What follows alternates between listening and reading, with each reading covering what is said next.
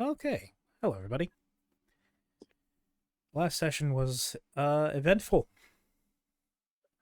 We had a lot of things change, physically and metaphorically. Uh, our friendly neighborhood dragon man over there is shining a different color today, And and green. he's green.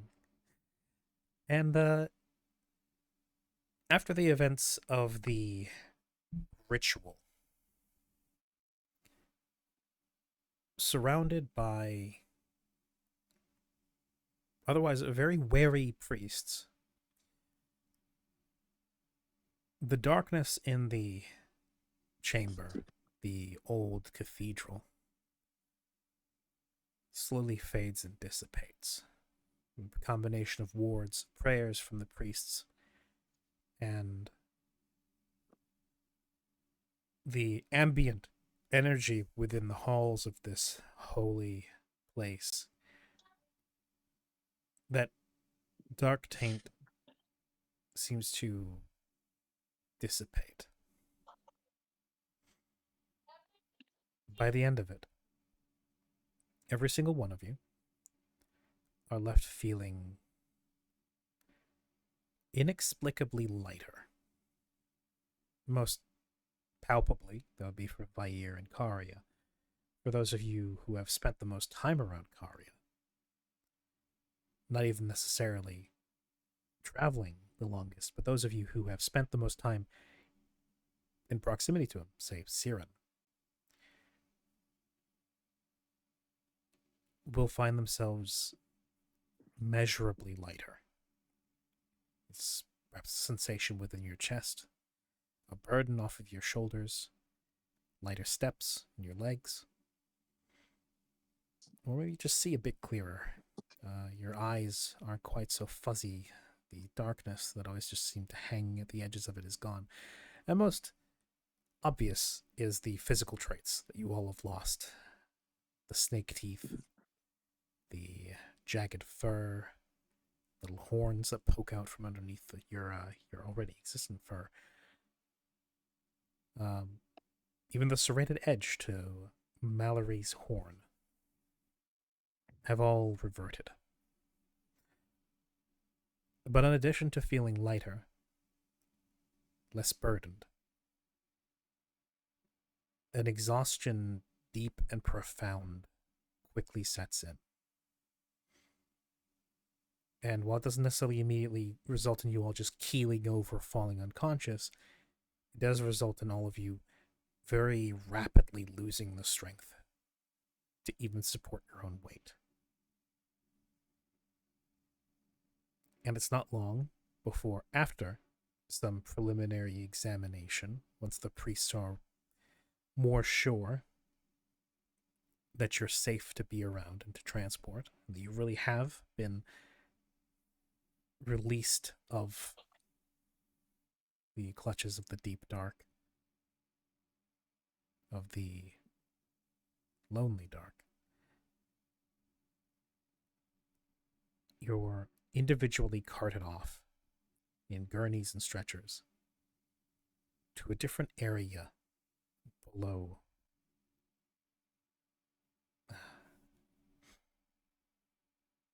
below the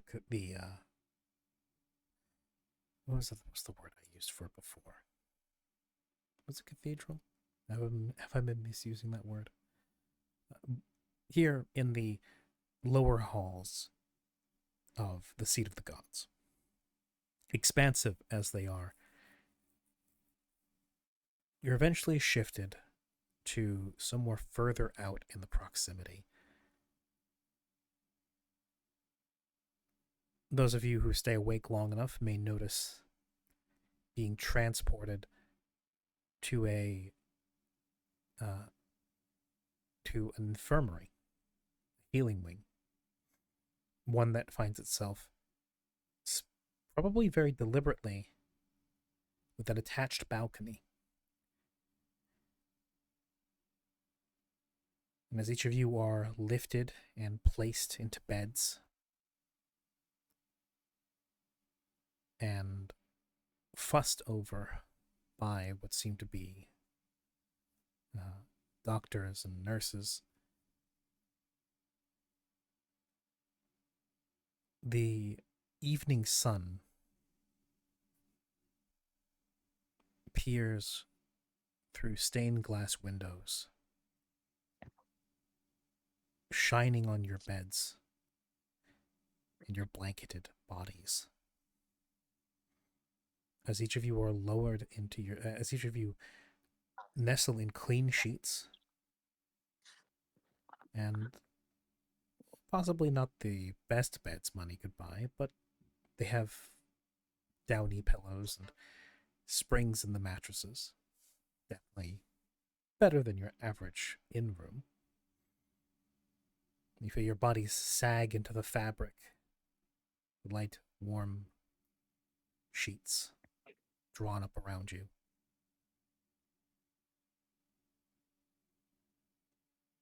As your bodies begin to shut down for a while to recover from the bone and soul deep exhaustion you have all been, well, that you have all endured and that you all have been forced to succumb to.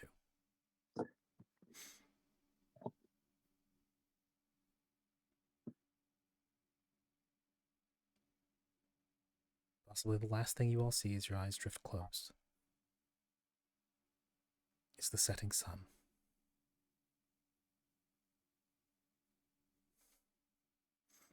The only person possibly not there is Vair, as you might be a little too big to shift.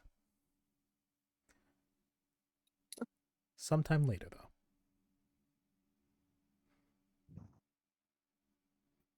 some of you may drift awake, others may be more exhausted, require more time to recover.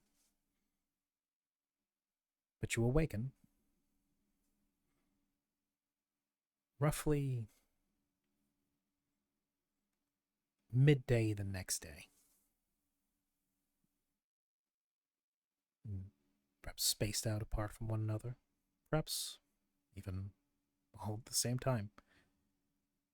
But you all do waken, feeling sore, still tired down to your bones. Like the ordeal you went through previously, although really, in the end, all it involved was a rather uncomfortable chat and submersing yourself in something not terribly natural. Those of you who rise to meet the noonday sun, maybe even walking out to bask on the balcony for a time, as there is a balcony attached to this infirmary wing, find yourselves feeling like your bodies are made of lead. You're tired, you're heavy,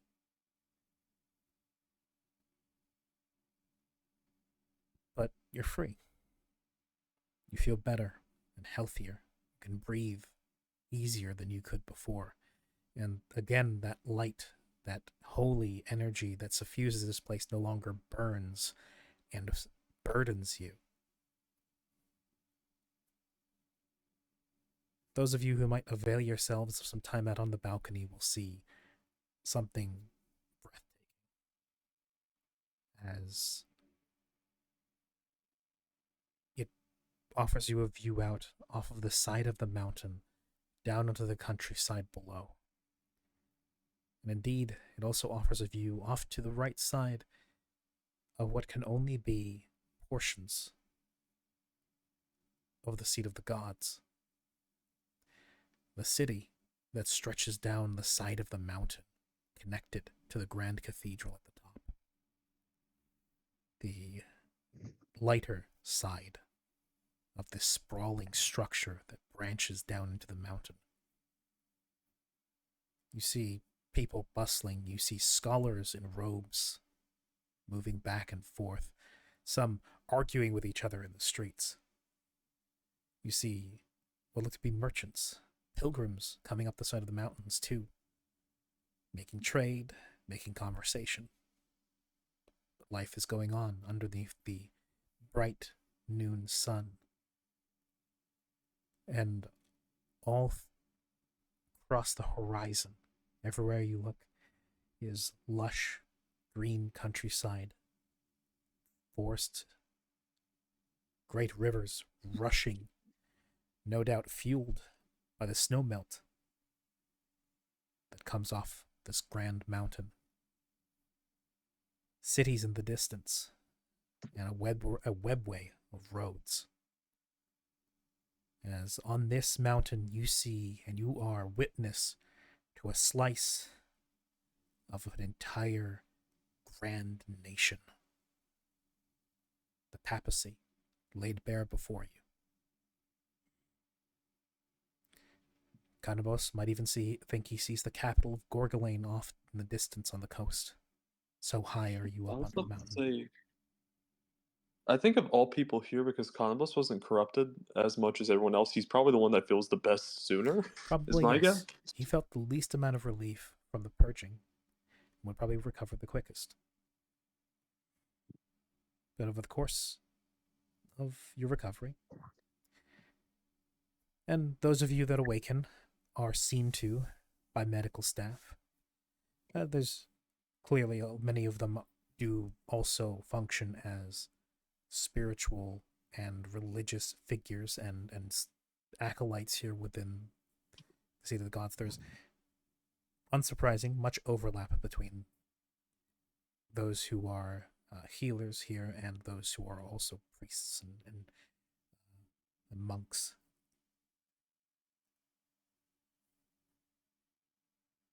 You are seen to, you are fussed over, you are brought food and clean water. The windows are opened so that fresh air may blow through. High mountain air, crisp, clean, thin, and also just a bit chilling. Might bite through the sheets for those still in bed just a little bit, but they insist that airing out the clinic is essential to the recovery after being cleansed of the dark. Those of you who are still too weak to move will find yourselves bathed by the nurses, inspected, looked over, and those of you who insist on moving around too much will be very roughly scolded by the matron in charge.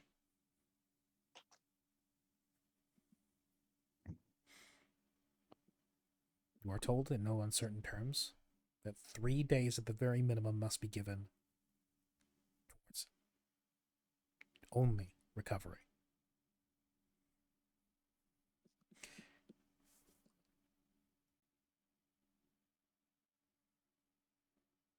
Now, time has passed, and I will say there are no exceptions here. Though Canabos might have recovered the quickest, no matter your constitution, no matter your race, no matter your specific abilities, none of you were spared of the ravages and then the exhaustion, the pain that followed purging.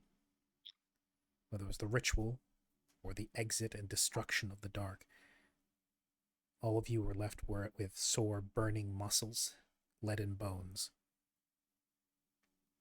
and skin that sometimes feels stretched perhaps a bit too thin.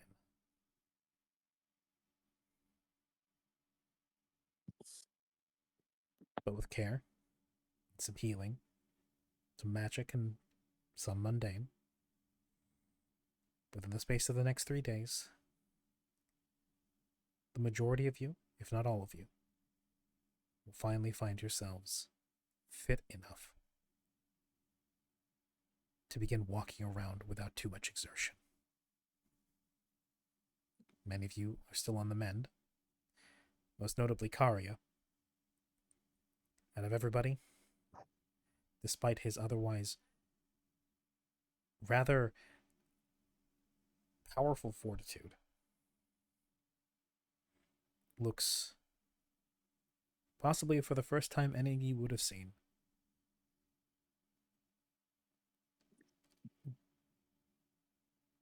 Dismayingly thin. And Kari, you would notice this as well. Waking up, examining yourself, you would find yourself not emaciated, but the powerful swell of muscles that was previously there is far less overstated. In some cases, you just simply look lean. In comparison to your previous state, you look practically skeletal. But compared to most people, you look wiry.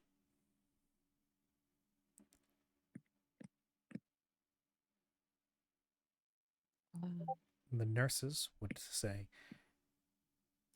"Did I hear? I heard a pig." For the nurses, they would say they are not sure if that is something that's going to stay, or if that's something you're going to recover from slowly over time. But if nothing else, this only emphasizes how much you guys should stay and focus on recovery. Yes, you have many important things you must do, but it's no use doing that. You're just going to get yourselves killed, healing over, because you didn't take enough time to recover.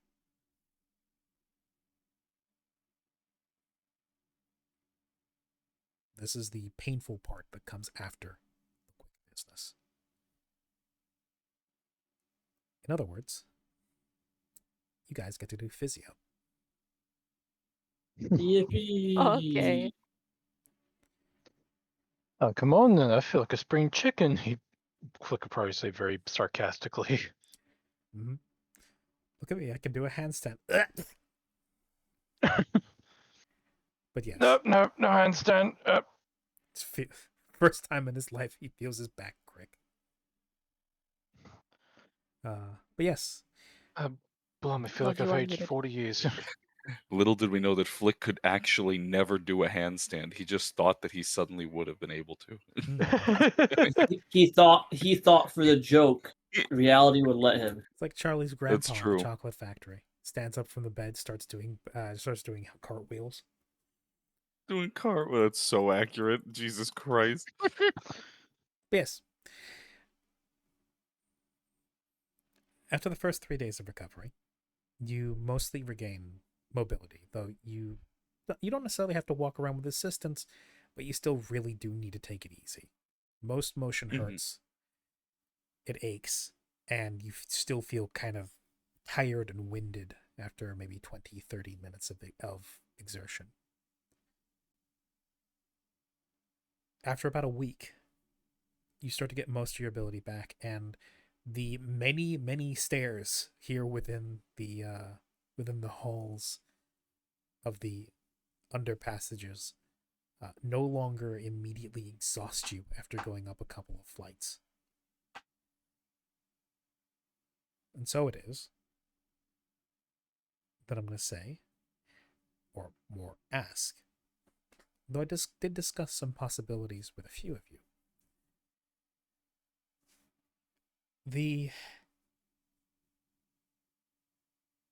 The staff here within the infirmary insist on holding you all for or at least what they insist should be around a month in total. If nothing else, it gives you time to rehabilitate. It gives you time to get used to your bodies now that they are free of the taint. It also gives you guys time to slow down and take a break, as well as to plan your next course of action, and maybe do some much needed resupplying, some training, or just some thought, some introspection, perhaps. So, I'm going to go down the line here. I'm going to ask you each a particular question. Draco. Hello. given about a month of downtime, less because of the initial recovery period, but I'll say more or less a month. What would Chico like to do?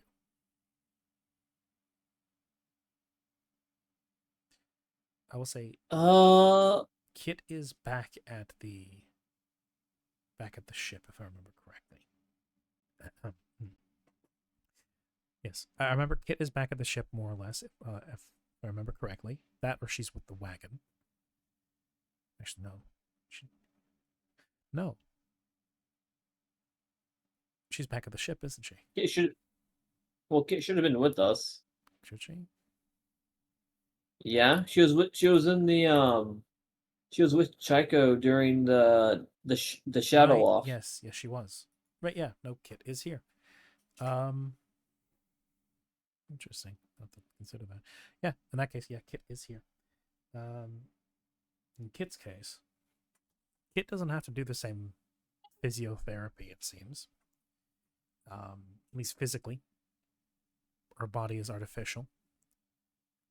But she does still seem to suffer that kind of general exhaustion, despite the fact that she doesn't have the same faculties you do.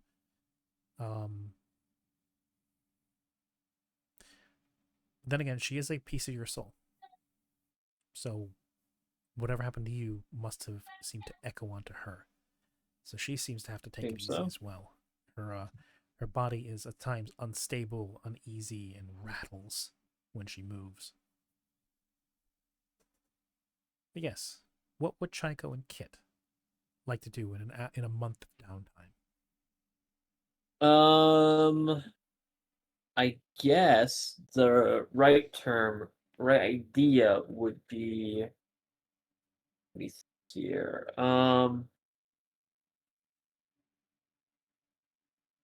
I guess explain the class change for Kit. So probably working behind the scenes or something.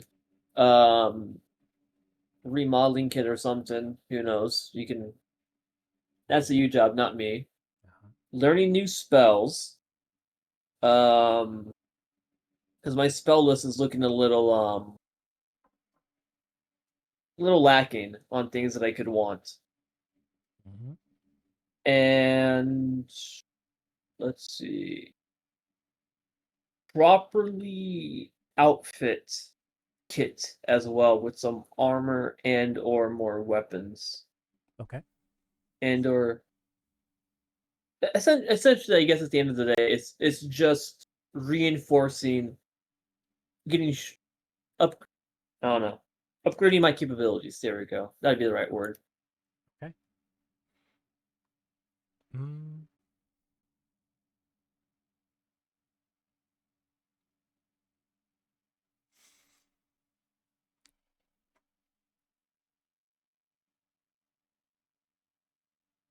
Okay, I'll make a note of that.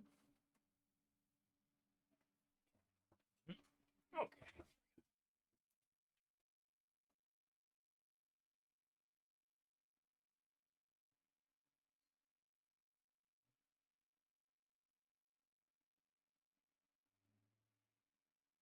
So, class change for Kit.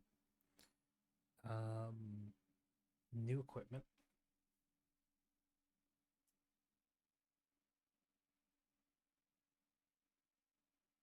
New spells.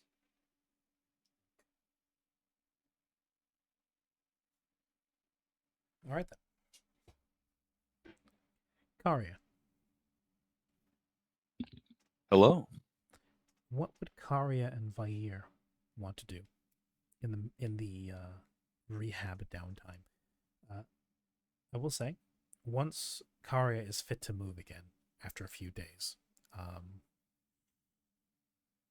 and yeah, he feels weaker than he previously did. Weaker even than before he connected with Vair. Eventually, he would find Vair in his new form, curled up in that same cathedral where the purging happened. As it is right now, they don't really have a place for storing or housing a dragon of Huge that dragon. size. Yeah. So that's in the meantime going to be kind of his room for a bit. And he's been using the space himself to slowly rehabilitate and get used to his new body. What would Karya and Vair want to do in that downtime? Well, I think mechanically speaking, this would be where the retraining would happen. Refitting some of Karya and whatnot. In terms of actually how that would go, it would probably be setting up to better understand what they can do now, because I don't think either of them actually know. No. And so I think a good majority of this month is going to be spent on learning how to now better fight with each other, as a single unit, now that he's much bigger than he expected him to be, especially in such a short amount of time. I believe that they would actually probably start finding ways to train mounted combat flight, so Karya can know what it feels like to be flying through the air, and throwing up quite a bit. Aside from that, he might seek out Chaiko, if she has time, because I think it's time for a weapon upgrade, and I think I'd like to do that also. We could probably fit that in. Yeah, he's gonna walk to her like, "No, I remember you laughed at me last time, but hear me out." And it's just a drawing, but it's a bigger sword. No, I'm kidding. Proceeds to hit him over Uh. the head with the larger drawing. Oh God, I Vair, actually that's I defensive can you capabilities. Hey, Kari, can you hold this sign, writes in front of it? I don't know weapons. I don't know weapons. Yeah, no, You know, I you know those signs like when people put on animals when they do something they shouldn't, like yes, I yes. hate toilet paper. Yeah, one of those. Little dun- One of those. A little dunce cap for Karya. Dunska. Oh God. And Vair has a little sign around his neck pointed to Karya, I'm with stupid. I'm with stupid. Hey, leave him alone. All right. No, but I think we actually already talked in DMs about the actual idea there. Yep. So, as well as you and I, Jules. So we can get to work on that then. And I believe that's everything that Kari will be attempting to do. Okay. At least right about now. I All did find it. Here we go. I'm just gonna here. Dad is so stupid.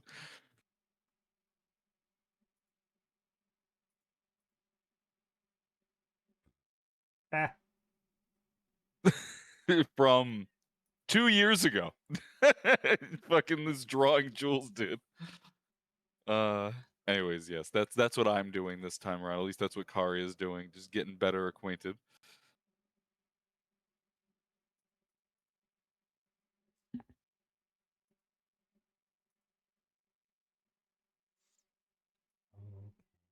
All right. Next in line. Siren.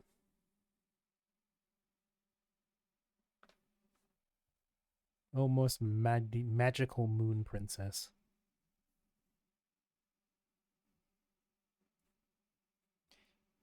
Hello. Yes. So she said, and I quote, "Wait, just a second." She's literally stepping back. At the moment she's like, "I'm gonna go put my coffee in the sink," it was her turn. So I called her back. What a Hello. waste of good coffee. Well, I You wanna- drank the coffee. I just had to dump the milk that I used to have with my cereal because I used the lactose milk, and if I were to drink that, I would have a bad time. Out of curiosity, wouldn't that still... It soaks into the cereal, doesn't it? Wouldn't that still trigger it? No, that's not how that works. Uh-huh. What? I'm safe. I don't have to face the Have you taken consequences your as long as I lactate don't drink today? directly. It's in my purse upstairs. I would Run. I would go get that. I'm fine. If it's just a little bit, like the tiny trace amounts that soaked into the cereal, I'll be fine. Okay. Okay. I trust you. Also, hey, Grim, welcome in. He's given us a self-care. Unshrimp your backs. Goody. Oh. You know what? Counter argument. Good, I just sat back I'm down. going to shrimp Oh more. God, Grim has cast Curse of Dairy. No, please. All right. So, question is, you are now subject to a roughly month-long rehabilitation period. What would Siren like to do while she's here within the underhalls of the curse of the seat of the gods? I will say, just because you're down here does not necessarily mean you don't have access to any resources, or that you can't, like, especially in the later, or honestly not even just later, once you're able to just walk around, have access to some of the outer facilities if you wish to speak with specific people, talk to certain, like find certain facilities, track down materials, items, or just spend your time praying. Yeah, I mean, a month is a lot of time, thankfully, to be able to do that. I did have a list, and that list did include some time praying. Although I think that's more of a daily thing. I think she would just do that every morning and every night in the most Maluna adjacent facility she could find. Okay. Maybe that's even just at her bed. But I'll go, I guess, in the order of most simple to least simple, starting with she would try and find a place within the papacy that wasn't stone, but that was like wood, so that she could like kind of cheekily like secretly carve Siren was here with a little smiley face. Okay, Kilroy. This will come Are up you later. are you literally defacing holy ground? Shh. Improving. This will come up You're- later, you're- but it will probably you're- be several sessions from now. Uh-huh. Mhm. All right. Next, less simple task. Next, less simple. She's going to she's going to go out and purchase large amounts of protein to help with Karya and Vair's recovery, since I think they're the most how do I say it, like wounded from this experience. Okay. And they probably need a lot of protein given their being. Potentially, yes. Vair's a big boy now. He's gonna have a hell of a appetite. Mm-hmm. Yeah, a lot of chicken, a lot of fish, a lot of red meat. Mm. And after that, she would cast send a message to bring back. This is probably going to go terribly, but I just have to check since we're not there right now. Actually, wait. We have a month of recovery downtime, but we're not leaving the papacy, right? We can't leave and go back to the ship. No, not at the moment. No. Okay, yeah. It'll be So nailed in I recovery. think it. Yeah. So even if he doesn't directly answer my sending, it's smart to just send him a message and just basically be like, we are recovering, won't be back to the ship for another month. How is everything? Are you okay? Are you guys okay? Something like that. This is to bring back, correct? This is to bring back, yeah. Okay. Question. Is anybody sending a message to Adelia or anybody else to keep them updated? Because she did not come with you guys. Oh, yeah. Well, yeah, I was about to say, Flick will probably request to send a message, or at least a couple of messages, probably to Adelia or probably to whoever else is on the ship. First one will be to Adelia and basically say, made it to Papacy. We are doing okay. Keep the ship monitored while we're away, basically to that effect. Okay. And the second one will be more of a request to have the crewmates basically run drills, keep themselves prepared for anything.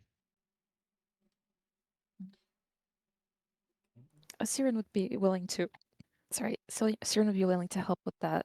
She can cast, I think, Excellent. sending twice a day. It might be 3 times. Actually, I could probably combine the first message into, or yeah, find my 2 messages into one if I'm, I mean, yeah, you can send it as a message. yeah, without being or too wordy. You can either do it as a sending, Yeah. or you Yeah. can do it as a letter. One will take longer to arrive, but not too long. Sending, probably. It's quicker. Okay. Yeah, I'll help with that. Okay. Excellent. Thank you. Yeah. Okay. Get that in a minute. Anything else you want to get done? Yes. Okay, there's 2 things left. I guess the more simple. I would like to scry on Guillermo. Okay. Is it possible to scry on? You know that's not a really good idea, considering I don't think he's gonna know, one, who's scrying on him, and two, he probably has defenses against it. Well, I mean, you won't know until you try. Yeah, I mean, he's a king. I assume aside from his own wisdom, there's probably some kind of defense. I'm not doing it like to harm. I'm not like, oh, I want to Also, spy I to know you do that, come know- but over, but like Mm, it's mostly But- just because I have this spell now. I feel like I want to like use it just mm. for funsies, just for shits and giggles. You know, Last yeah, but time how, you how scrolled would you weirdly feel enough- if someone did the same to you exactly? weirdly enough, you would actually be able to make this work because a bowl full of water would be very accessible in an infirmary. Otherwise, Yeah. because the 2 requirements for What scrying are either a pool of water or a silver mirror worth at least 1,000 gold. The Oh. latter is probably for when you're on the go, as it's not necessarily easy to get a perfectly still bowl of water ready normally while Yeah. you're traveling. Do you want to be really funny? Yes. Spray on all sauce. Don't, don't, Oh my god. This could only don't, get don't do it. Don't Don't do it. Don't I Thing mean- is, I was thinking about targets, and I think out of all of the targets, there's Orthos, there's Harry, there's Barafucius. I think Guillermo is the one that, if he has a defense, it would probably involve not bad consequences, because the other targets would come back to bite us in the ass, and they would know that we were scrying on them, or something would happen Yes. to Siren's brain or something, you know. So, Gotcha. spy on what? I said, On our likes to spy friends. on our friends. Gotcha. Yeah, well, I'm checking in on them. I'm not spying. I'm not trying to like catch him on the toilet or something. I'm just trying to check in Well, on our Well, how do boy. you know you won't? Yeah, but when you, Right. but when Well, you I hope Scrying he's that- not is on the doing toilet. that. I hope he's Scrying just is doing literally paperwork. spying. It Hmm? is magical spying. You Oh, wanted hush, to reach hush. out No, to him. it's not. You can Look, hit guys, sending. if after 9 levels of playing this campaign, you can't convince Siren to respect people's privacy, it won't work now. I'll That's say true, Siren's yeah. also the same. Sorry, what was that, Peppy? Let's say, yeah, this is Siren. This is the same person that thought sending one of her friends to hell was a good idea. To be fair, she I didn't know that he would go to hell. Yeah, Yes. but still, you don't send your friend to a different point of existence whenever you catch them.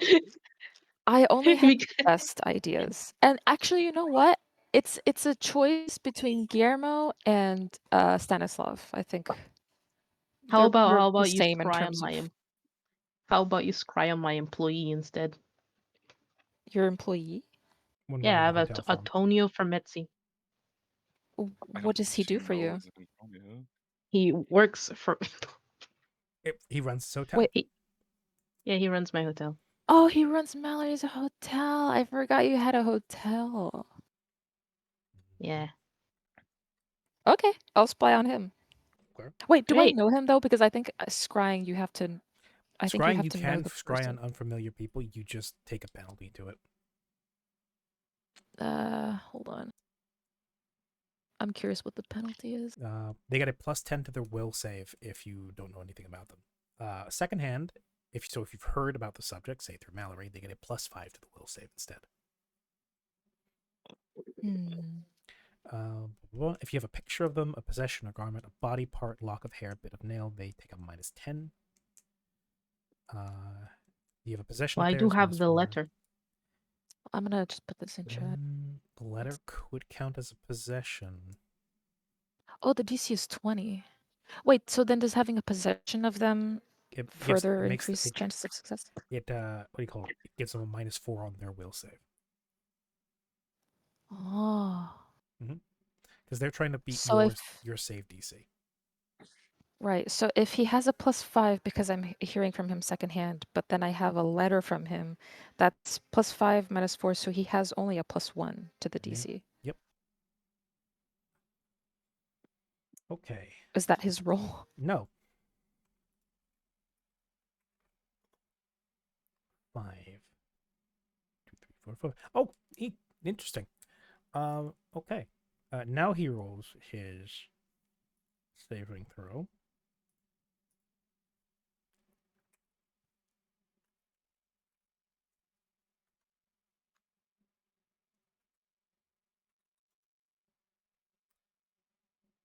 Wow. Well, that's He actually beats it. Damn it. You haven't met the subject. Yeah. Okay, 1 second, as we're about to go into something instead. I mean, I could try again the next day. I can only do this once a day. I only have one 5th level spell slot. Siren, you go for the you prep a bowl of perfectly still water. You picture the individual in your mind using the description given by Mallory. And for the first time, you attempt to extend your visual and auditory senses out afar. What to be called?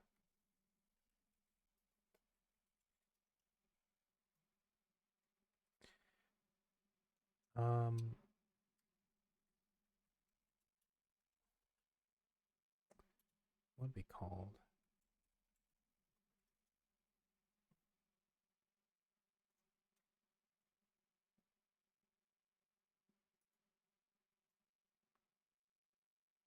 Remember what the occult term for viewing something at a distance is? Oh, that was a particular word. Not obscure. Here?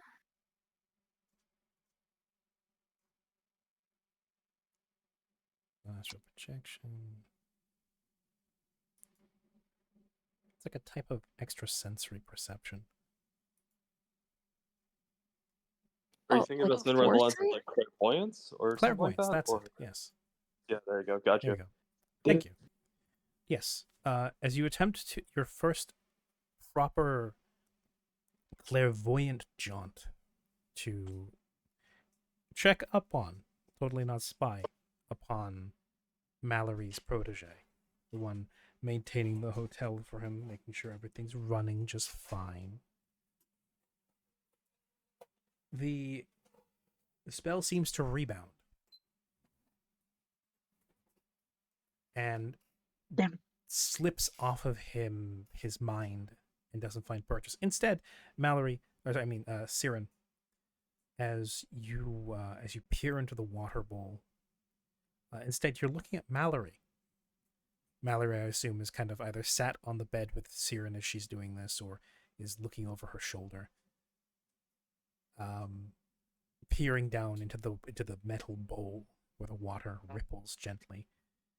The image comes into resolution, and it is you're watching, weirdly out of body, seeing yourself from an angle other than directly facing. This is more than just looking into a mirror. This is odd for you. It feels and looks strange. This is a new experience. And more than that, as you're watching yourself hunched over the bowl and Mallory behind or next to you. Mallory, I have a question for you. Yeah. What is your greatest strength? Well, uh, Mallory's getting interviewed. Funny, it's because Grim just redeemed random player character question. So I rolled on the table, and then I rolled for which player it is, and it is Mallory. Mallory, in character, I'd like you to answer the question. What do you think your greatest strength is? this is Also, where do you see yourself not. in 5 years? Oh God. No, you just the first question, not the second. I suppose my greatest strength is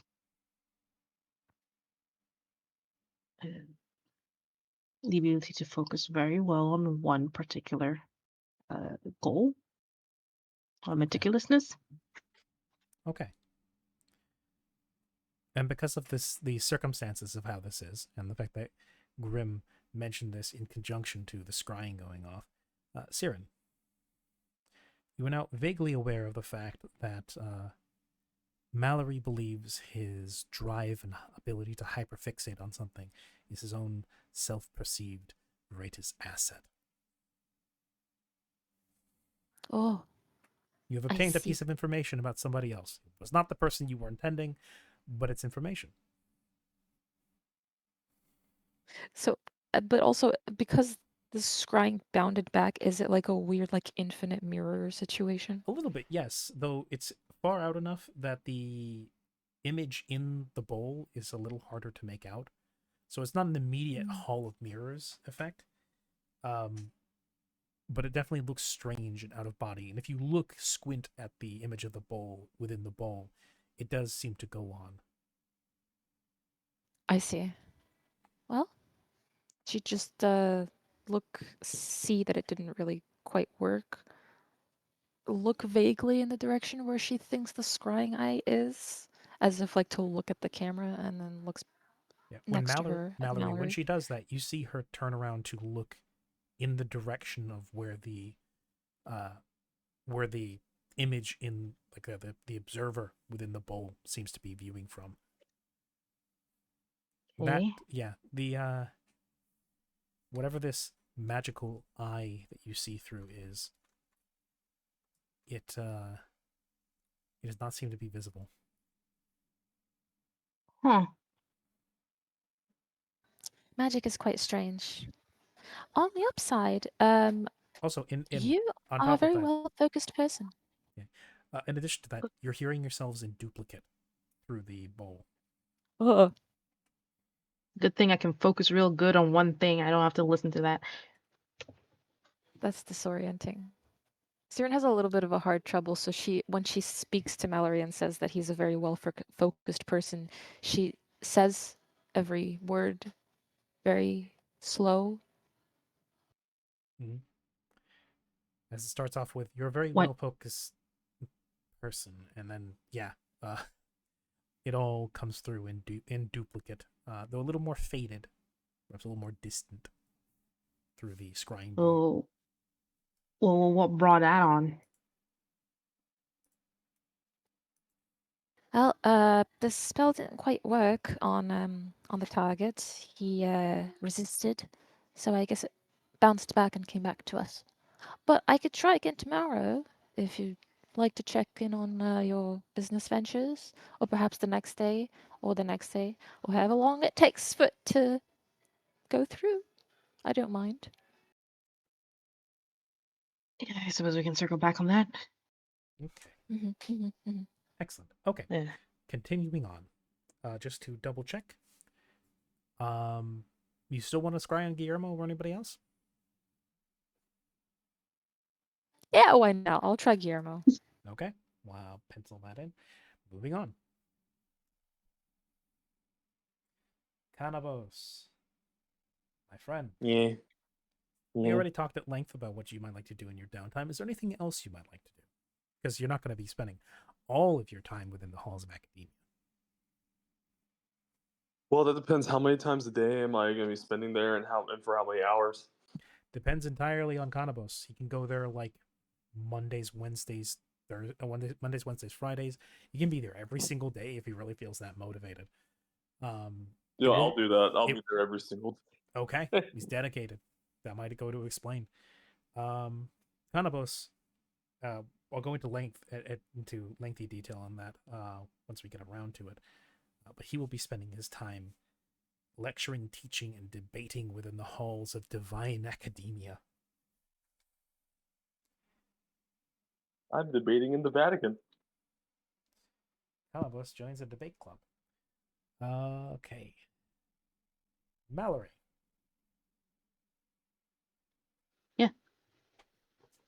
Besides spying on your employee to make sure that they're doing things correctly, what would Mallory like to do in his downtime while he's recovering? Well, what is there to do? Well, you can recover, you can study, you can pray, you can potentially hunt down, or you can go to the markets because you are free to go up into the temples, to the market streets, into the city attached to the mountain. You're not stuck purely within the infirmary. You are still requested to stay on the mountain while you recover over the course of the month. But if there's something particular you'd like to do, if there's resources you'd like to hunt down, people you'd like to talk to, if there's a particular service you've been in need of, or if there's particular items you would like to find and purchase. This it's not the same bustling trade hub that places like Mordan or Gorgolane or Lavinia, but there's some oddities that end up here on the mountain, and there's plenty of pilgrims and traders that come up here. Mm. It's a steep climb, but many are willing to make it. Well, let me actually see, because I don't know what kind of things I might need. And if I'm supposed to stay up in the mountain requesting to go with like whatever punitive units they have to like help out is not an option. No. You're here on recovery, on the mend. You're not going to be going out in any as part of any task forces. Would have been nice. Let's see. Well, I guess we'll just see if there are any traders in need of any assistance and make himself useful there. Okay. He would also, of course, as soon as he hears that Cannibals is giving out lessons, he'd sit in to at least a couple of them. And at the end, he's like, "That's wrong. That's not right." You'll expect nothing less. Okay. He'd like have notes. I go to listen to the heretic, I get mad, and then I stop listening to the heretic. No, he's gonna keep listening. He'll take notes even, so he can more accurately discourage him from doing so. Listening to you makes me angry. So I'm going Now to I keep need to listening. think of something really controversial I can say real quick during one of these debates. Hold on. I argue that the Lady of Light shouldn't be one of the major three. No, it You would not take be that back. But yes. Anyway, just had the thought of a self-scry going sufficiently wrong, creating a Mobius. Oh God, please no. What's something like kind of borderline heretical I can say, but they can't persecute me for, or they can't like kill me You for like it? really skirting the line of heresy. You sure you want to do that here within the heart of the papacy? No, not the halls of not really. Actually, I would say heresy. Just like a claim that makes sense, but people are just like, I don't like that. Like, I don't like Like your. you're I going don't for like this. maximum controversy. I still ask if you want to do that. Like I you, mean, I rolled pretty well on the last day, so I yeah. feel like if that would be the day I'd do it. I mean, yeah, you'll get away with it. But people are still gonna fucking remember it. What's something super controversial you could say? I'm thinking you can continue on going. I'm thinking currently about that. Grim, you say that, but that's more or less the position of the Aerodyne. What did he What say? did he say? He said, in quotes, 2 of the 3 are actually servants of the one true. I'm investigating which is the one. That is more or Well, less the stance that Aerodyne has. Yeah. yeah. To be fair, for some of the more radical folks, that is more or less the position they take with any of the primary gods that is their favorite. They just think of the other 2 as being lesser and less important. It's not, unfortunately, it is predictably not an uncommon stance to take, but most people don't say the quiet bit out loud. Konobo says, "You know what? I don't think Lady of Light approves of all the violence going on nowadays with like the zealots," and then he just gets kicked out. Yeah, she's a war god. Doesn't mean she necessarily always approves of people going in swords first. Desmond appears in the chat. What do you mean by that? Fucking Get hero. back in your crib. I'm not here yet. Goo goo, he's wrong. Oh, look, a baby heretic. Shank.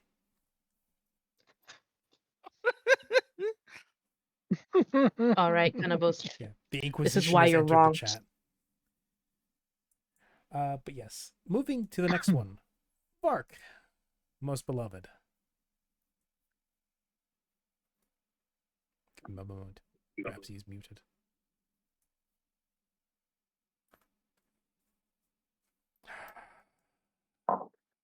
Yes, I help the traders. I barter with the traders. Oh yes, Bark. Vark, most Well, he's not assiduous. gonna be so beloved in the eyes of the papacy, I'm sure. There's certainly those who are going to have their prejudice against you. That is correct. Yeah, especially because despite spending his first multiple years on the material plane cooped up in a solitary place, he actually doesn't like being confined to a single location. Mhm. Probably more so because it wasn't really his decision to be quarantined and looked over. So the moment he is given any kind of leeway, the staff will see Varg. I wouldn't call it trying to break out, but he's definitely pushing the boundaries, quite literally. He is leaving as far as he can. Hmm. And alone, I should mention as well. Okay. To facilitate this, he has 3 little new toys to play with, assuming that in the care they are given, they still have access to, well, not the weapons, of course, but their other gear. Mhm. Because while I don't believe an alchemist requires a full-on laboratory setup to make their extracts, They do, actually. I'm sure they require at least some equipment. They do actually require their alchemist laboratory. Yeah. So assuming that Vark has access to that, he is fully armed with a fly potion, for example. And he's going to use that to fly around. Okay. You can probably catch Karian, but you're flying around the mountain. Look at that. And if any kind of door bars his way, then he can't be spotted just phasing through it because he can now use Dimension Door twice a day for free. And above all else, there's Shadow Walk. Mhm. Completely forgot you just got fucking Shadow. this is something he is very tenuous with, very careful with. It started, he believes, with the connection to whatever entity became sentient in the corruption of the deep. Maybe it's a remnant of that, he ponders, but no, that can't be. It was all eradicated after all. That's why they were here in the first place. So maybe it is a strange manner of homesickness that makes him think back to the shuttle plane all of a sudden. But homesickness can't create an ability to return home. Is that not right? He doesn't know what it is, and so he's really, really careful when he first taps into that power and he finds himself drawn to the boundary between those two places. And I believe over the course of the month, he, again, very carefully braves ever further heights, or rather lengths, which he walks. And that will result, as per the effect of the spell, in him suddenly appearing at times miles away from the papacy. And then he just hitches a ride or back, or walks back, and people are like, "What? Where the fuck did you go?" And he just goes, Again, he's probably not making a lot of friends during his stay, but that's not what he's here for.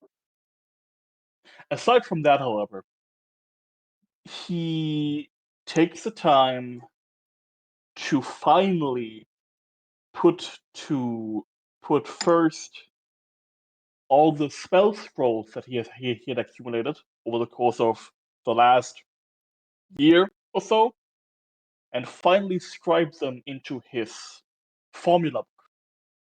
I've already done all that. I've deducted the money and I removed the scroll from my inventory. So that's all done. And not lastly, secondly, he is going to definitely, assuming he is allowed, visit whatever library-esque place and archives Seat of the Gods has.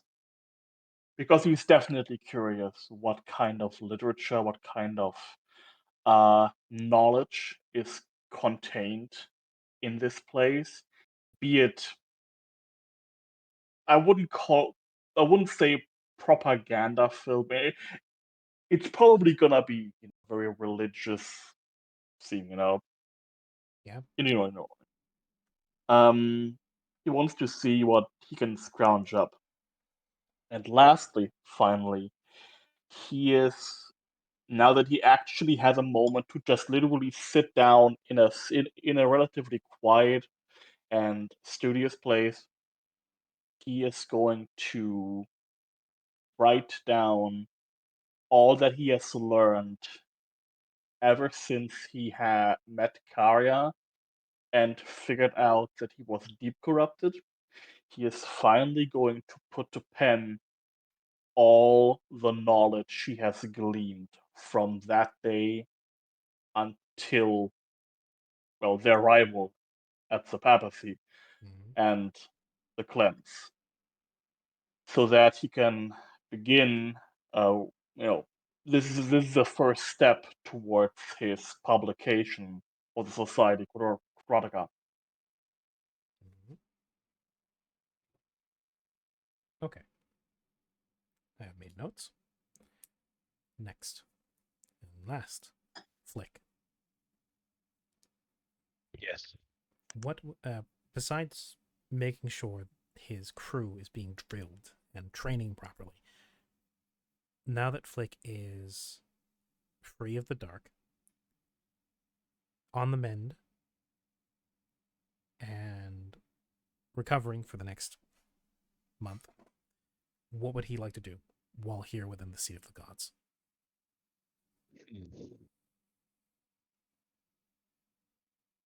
I want to say maybe in the initial week, Flick probably riding high on the excitement of finally having this finally having this deep curse out of his body, is probably going to want to spar a little bit, or at least get some sword practice in. Mhm. So he'd probably look for someplace that probably has dummies with which to practice on. Yeah, you'll find those. Spar.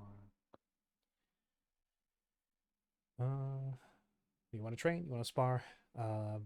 Get to grips, the new capabilities, the relief after. And then probably after that first week, Flick probably comes to the understanding of, oh yeah, this is time to relax, not necessarily continue to worry about having to fight all the time. And he'd probably brush up on his music skills, all things considered. He'll probably maybe practice with instruments, actually.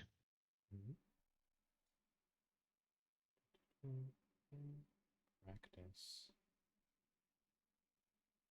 Music. Okay. I assume then he's starting to take well, hey Ren, welcome in. Hi, Ren. I mean, granted, my perform skill is primarily in sing, but would you say I could probably supplement that with like instrumental accompaniment, I or would say you could still you can find like a lyre or a harp or something, which of course they would have here. They have sermons, they have services, and of course those are accompanied by singing and psalms and instruments. So yeah, you can find instruments that you can strum along to accompany your singing. It won't be necessarily what you're used to. You don't have a lyre going along with singing shanties. But there's also plenty of singing in the background. Not all of it is hymnal. You got people who just practicing. You got people practicing what sounds like opera. You've got people practicing jauntier tunes. People singing things along the lines of what sound more like folk songs. And then, of course, every now and again, you got some of the younger acolytes who get cheeky and they sing a limerick where they think people can't hear it. So yeah, just because you're on the Sea of the Gods doesn't mean people can't have a cheeky bit of fun every now and again. Fun isn't banned here. It's just discipline is highly observed. And also probably like for the last week or so, probably in preparation for maybe future voyages, maybe for his inevitable confrontations, without going into too much detail, he'll probably practice a little bit of oratory. Yeah, probably practice with speaking voice some more. as a way of I guess hyping up his crew, like pretty speeches and all that.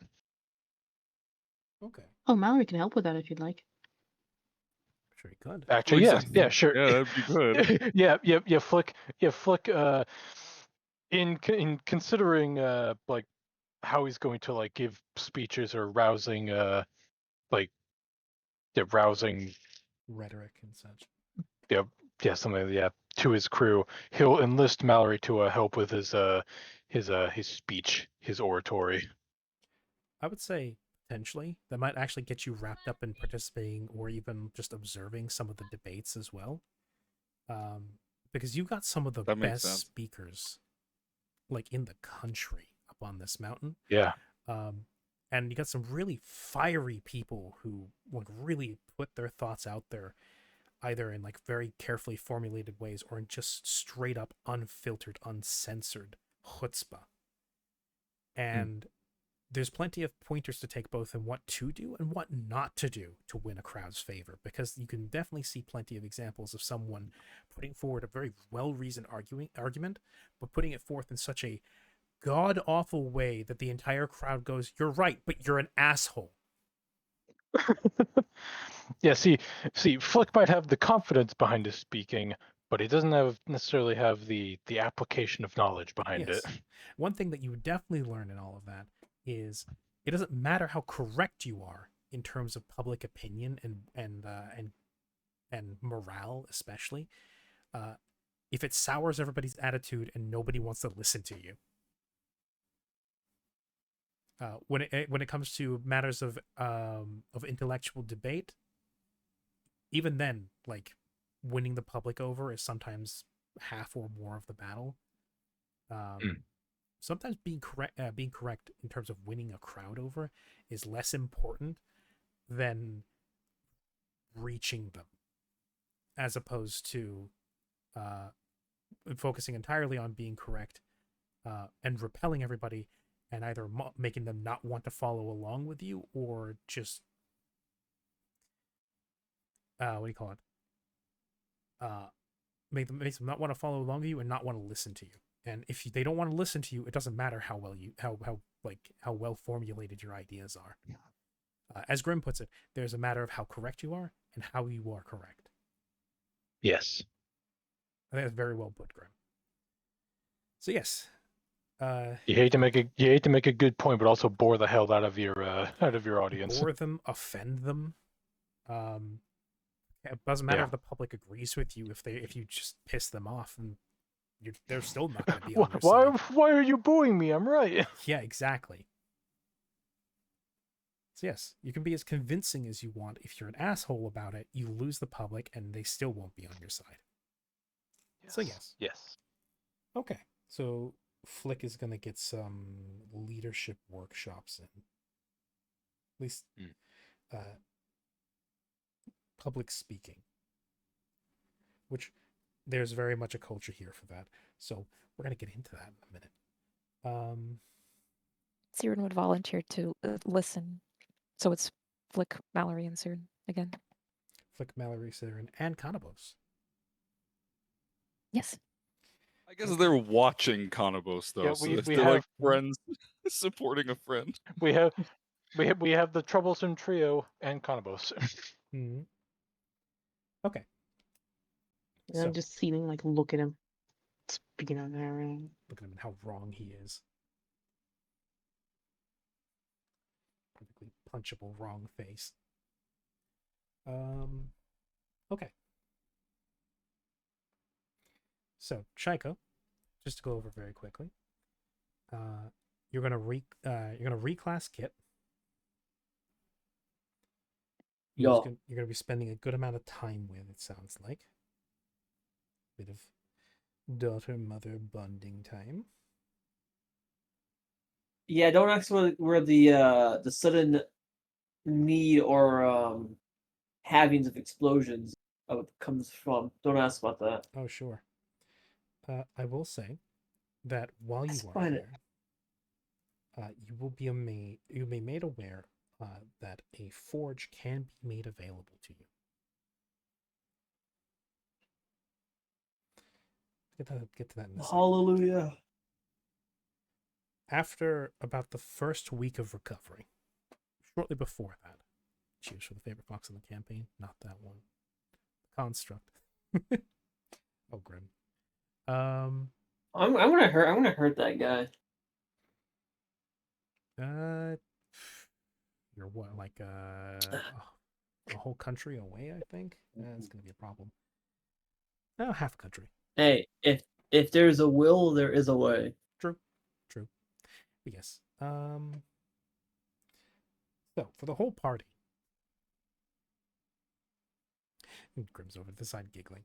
For the whole party, about 5-ish days into your recovery, which would be just after the point where you'd be able to begin moving, but not really able to do much more than that. You still have, this is still the stage where you have many caregivers fussing over you. But you have a visitor. I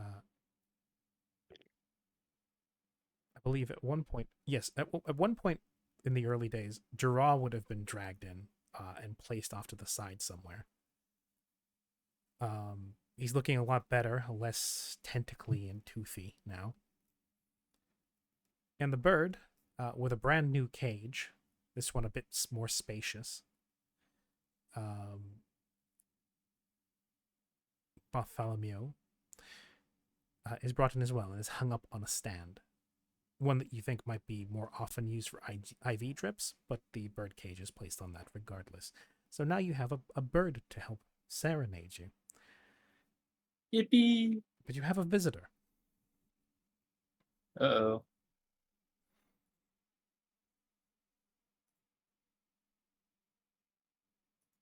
We're so back, it's so over. Who's a visitor?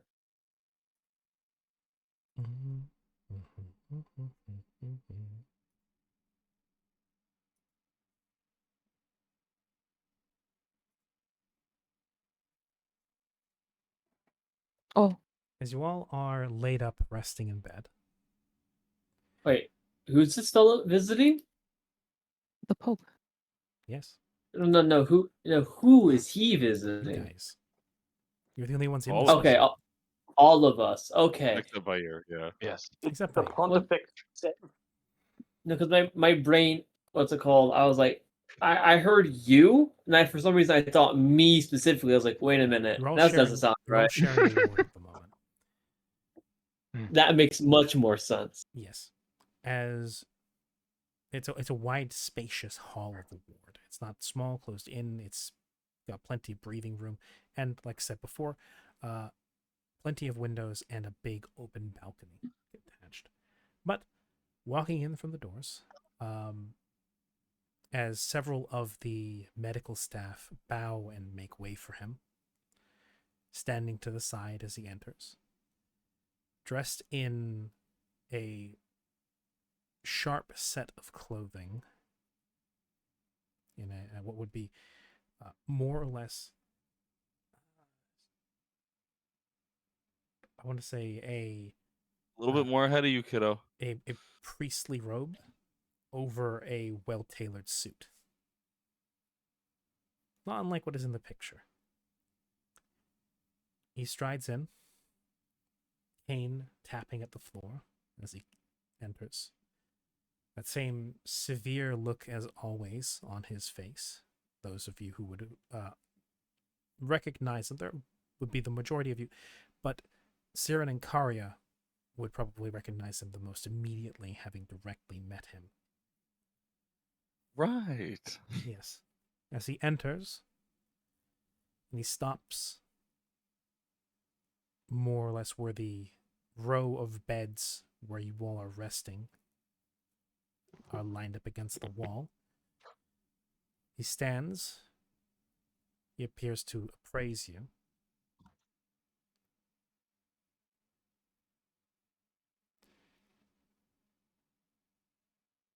It gladdens me to know that you all have made a swift recovery. How are you all feeling?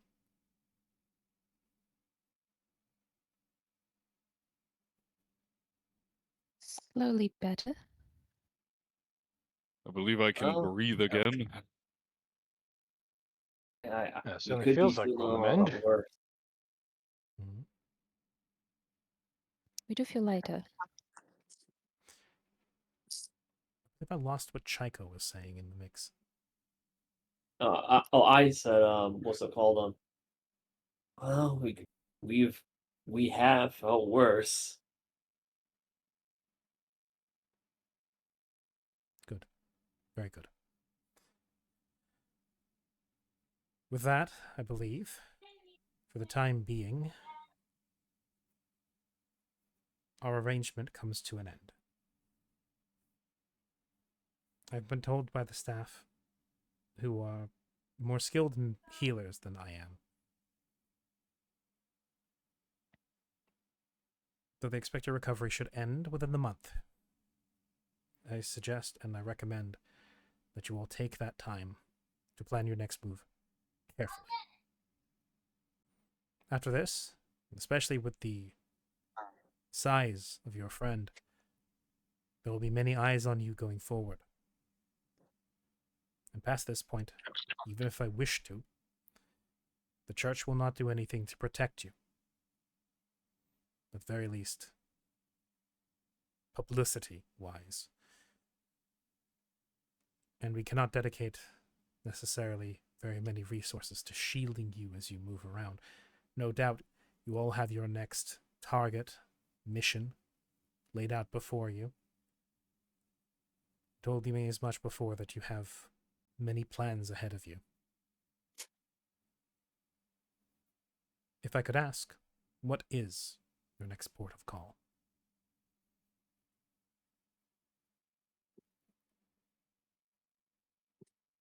Well, if my memory serves, I believe we were to stop at Haven. There was talk of that. It's been quite some time.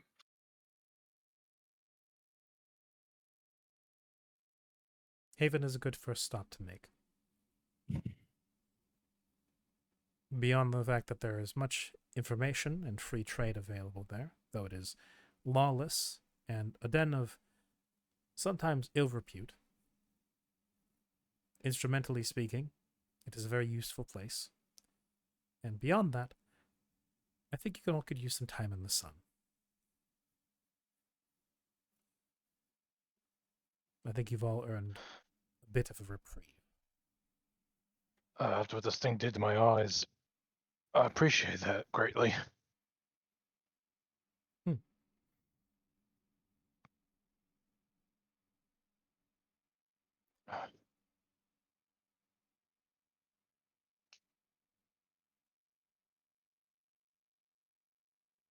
With this, our agreement ends.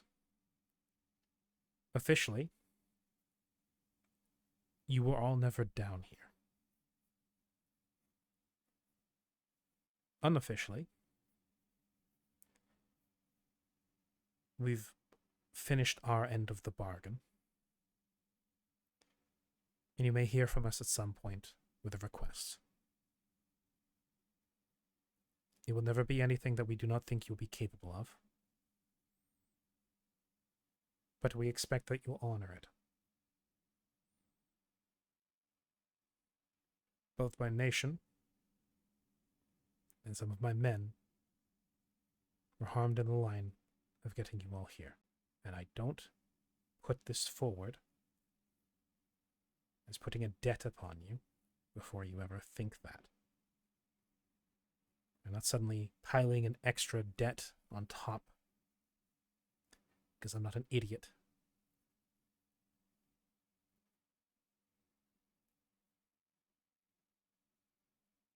And from my experience, when it comes to dealing with adventurers, I find that attempting to manipulate them often backfires.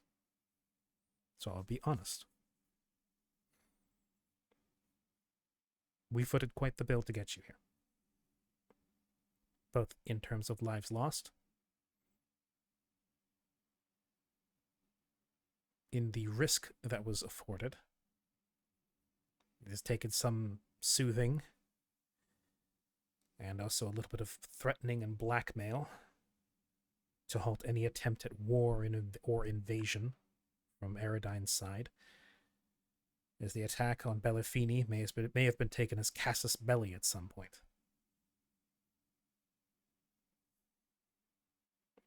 Some of you may be glad to know that it will not come to that. I generally despise unneeded and widespread bloodshed and loss of life. Thank goodness. It's not good for the books. It's not good for the people. It's not good for morale.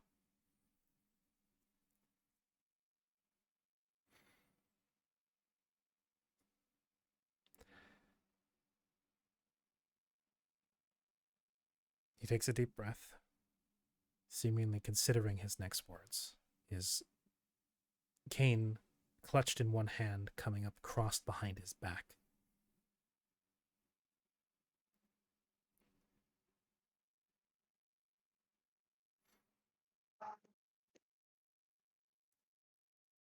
We will not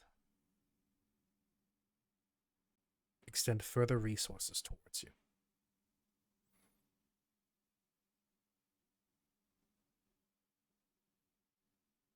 Though the seat of the gods is still open to you. I believe in a good rapport.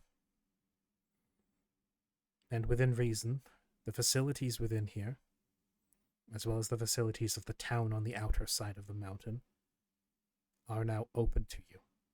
You've been cleared after much divination and much healing. The physicians believe that you are all fully fit to once more rejoin the people and to rejoin society. You're healthy. And that means you can finally get back to making a name for yourselves and being among the people.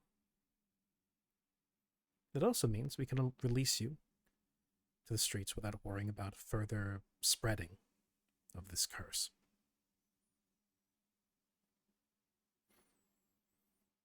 And if anything, it will make for good news if people see you out and about. Rumor spreads that you can be among the people and there's no sign of the darkness spreading where you go like there was before.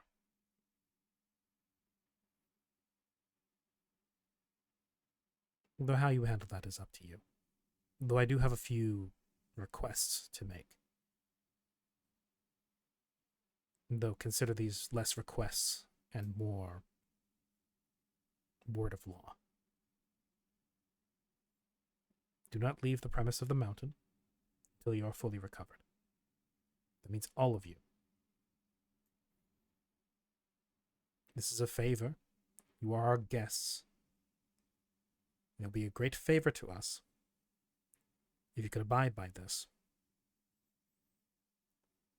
I personally don't think I'm asking very much when I request this of you.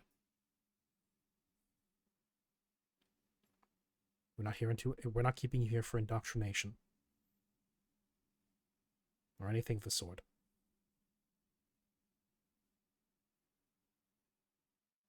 It would look very bad on us if after your purification you set foot out and then collapse in the middle of a field somewhere because you strained yourself too much.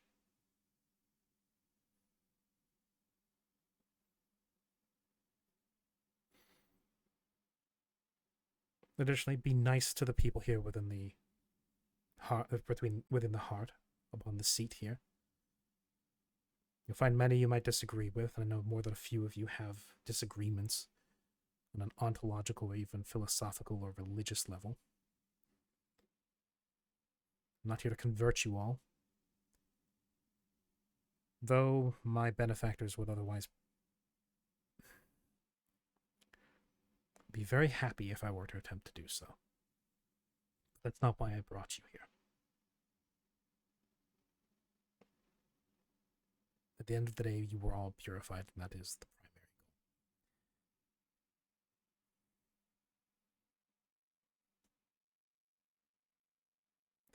Before you leave, I request that you all visit me one last time. I am not a man with much free time. I had to make a few movements and to free up a few small slivers of time in my schedule to be here.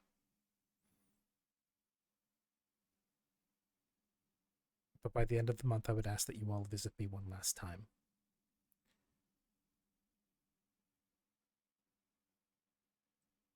And I promise you will not regret it if you do.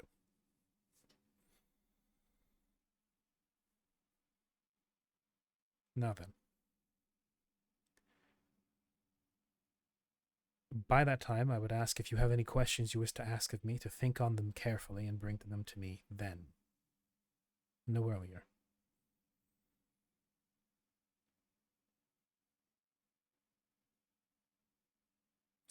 I wish you all a swift recovery. And may the heavens look closely upon you. With that, he brings the cane down to his side, taps it once on the flagstones, and then turns and leaves the room.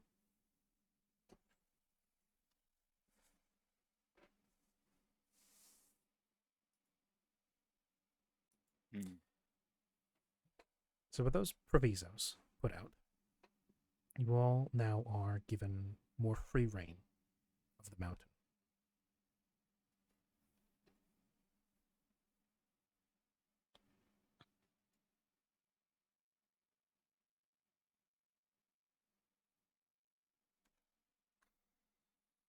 Mhm. So sorry, but could Frey and I get a short recap because we left to We get got Annie some food. we got pulled away. She had like a major freak out, and I was like, all right, Yeah. well, We left right around when the Pope was saying, I guess just when we were responding to how we felt. Okay. The way the Pope basically laid it out is your contract is at an end. They've done their side of things. In the future, you owe them a solid, and if they come asking for it, they expect you to honor that. Okay. Additionally, the town on the outer side of the mountain, as well as the facilities within the seat itself, are now open to you within reason. And throughout the month, he has not so much requested as basically ordered that you not leave the mountain. You're free to mingle with the people outside if you wish. In fact, it would look good, potentially, because you guys have now been cleared by the physicians. And you're free to once more rejoin society without worry of getting everybody sick.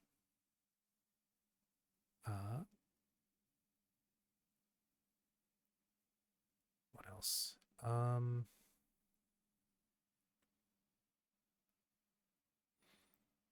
Oh yes. He initially said, when the end of the month comes, he asks you to think carefully on any questions you may have for him, and ask them to him when you come to he invites you for an audience at the end of the month before you leave. If you have any questions, to ask them then. To carefully consider them. He does not have much time out of the day, and he had to free up a portion of his schedule to even visit you all in the infirmary. And then lastly, he wished you all a swift recovery before leaving. Okay. Okay. Now then. Checo. It's going through a bit of a remodeling. You're being requested by Karia to customize. Make a funny weapon. To customize his sword, yes. And you also wish to begin learning some new spells. Yeah. Okay.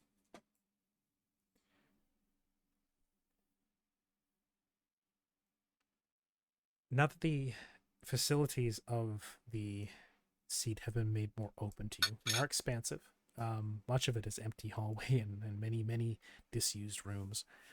But the further up you go, and if you go out into the town, you will have trade as well as profession tools open to you. So you will have access to a forge.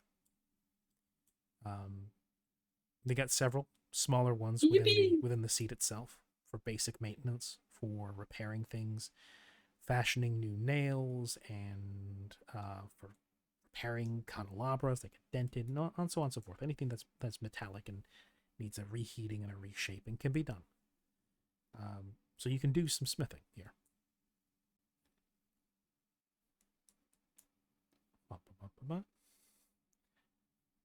It will take not too much time to be able to break down Shatter Spike and remodel it with, I'm going to say, check.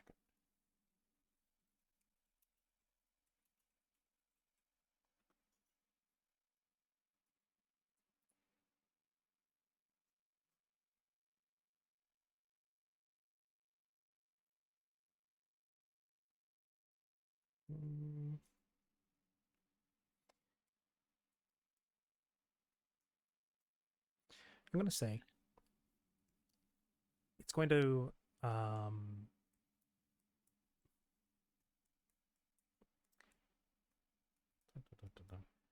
any of the really fancy stuff he's going to want is going to be more expensive and it's going to require probably better tools.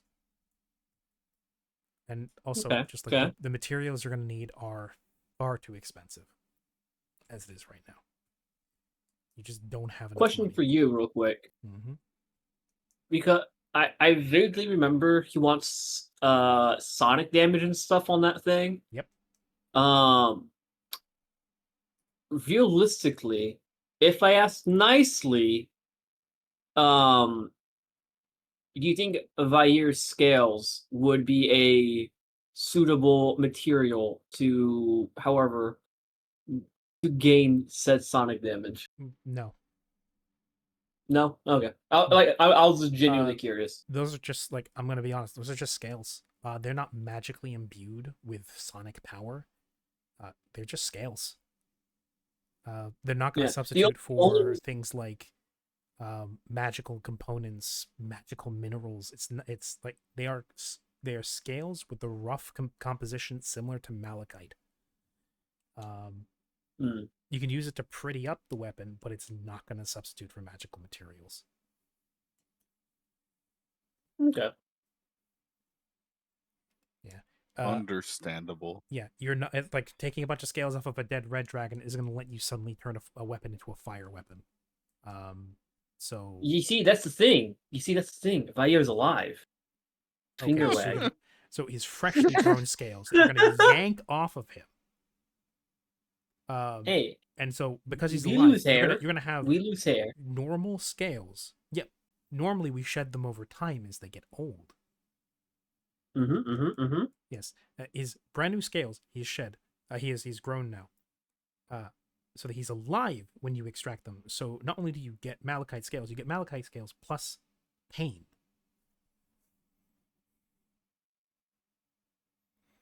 So yes. Yeah. Scales grow back. I messed the joke up. Never mind. Scales grow back. No, They grow back. No, say don't. Yep. There you go. But yes, if you want to give it like the thundering property, for instance, which would give that some that what do you call it? A thundering weapon creates a cacophonous roar like thunder whenever it strikes. A successful critical hit adds an additional D8 of sonic damage based on its crit multiplier. So okay, one of those. Yeah. Yeah. So that's I guess I should have. That's on me. Yeah, I meant more like one of those type of effects. Yeah. Yeah, that is equivalent to a +1 bonus, and because Shatter Spike is already a +1 weapon. 1 second.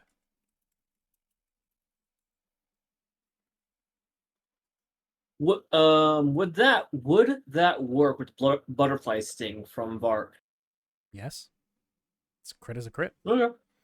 But yes, if you want to effectively you'd be upgrading it to a +2 weapon. A +1 with Thundering would have a to change that would be a 6,000 gold price tag. Looks at Karya. You want to spend that much money? I have a lot of gold that I'm willing to put into this. I'm going to be probably upgrading this thing significantly throughout the rest of the journey. I think this is my weapon. So, all right. Yeah. This is coming out of your pocket. So yeah, I know. I can drop the 6,000. Okay, and an additional 1,000 for the form changeability. So 7,000. Okay. That is a-okay. That leaves me with 11,040 gold. Mm-hmm. Okay, you have a +1 greatsword with the thundering after a course of about I'm gonna say. Is it one day per 1,000? I believe so. Yes. So about a week. Yeah. So after a week of on and off work in the forge, you break down Shatterspike. As per his request, you remove the handle, keeping the blade. You consider maybe changing the blade in some way, but that wouldn't do well for maintaining the magic that's already on it. It already has the ability to break through obstacles pretty damn well. There's a way you could potentially hone that into something more destructive in general, and kind of tune the sonic ability that the weapon has. So you do that. Mhm. It becomes a Oh. thundering weapon. You rebuild the haft, the hilt. You rebuild the hilt. You imbue it with its own ability to shrink and elongate. So what you end up with is something that can go from a rather large sword to a rather large sword spear. Effectively, it is you've given it the shrinking property. But the shrinking is specifically for the handle itself. The weapon itself, shatter spike, shatter sword, shatter spear, however you put it, however you want to call it in the future. All in all, it's still a spike and it still shatters things. But it now has the ability to morph from greatsword to lance. When it is in greatsword form, it maintains its basic abilities. Has a crit range of 19 to 20 and a multiplier of ×2. So when the thundering property goes off and it crits, it gets an additional d8 of sonic damage. In lance Is form, it 2d8? No, 1d8. 1. If I it thought- had a 3 times Oh, right. multiplier, then it would be Greatswords 2. have That a was- ×2 multiplier. For some reason, I'm thinking of a Falcata. Yeah, there we go. Yeah, I was very confused, but that makes sense. Mhm. Okay, sorry, continue.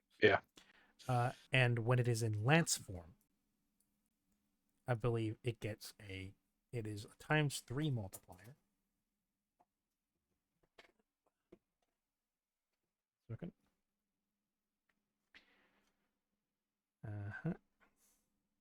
I'll be writing this down, Carter.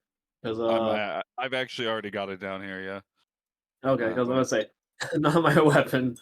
I've learned from my sheets not working on Roll20 that I shouldn't put so many things in notation that aren't mine. Okay, yeah. So when it turns into a Actually, I don't know where lance, to put it goes from a 2d6 weapon to a 1d8 to a weapon 1d8. with a crit multiplier of ×3, which means when it crits, it gets 2d8 points of points of thunder damage. Yes, sonic damage.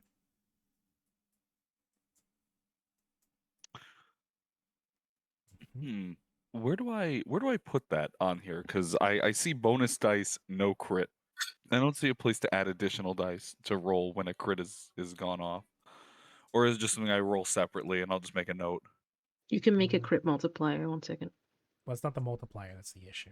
They've got the multiplier. I'm just looking here for the bonus dice anywhere, but that's okay. I can just put a description for now.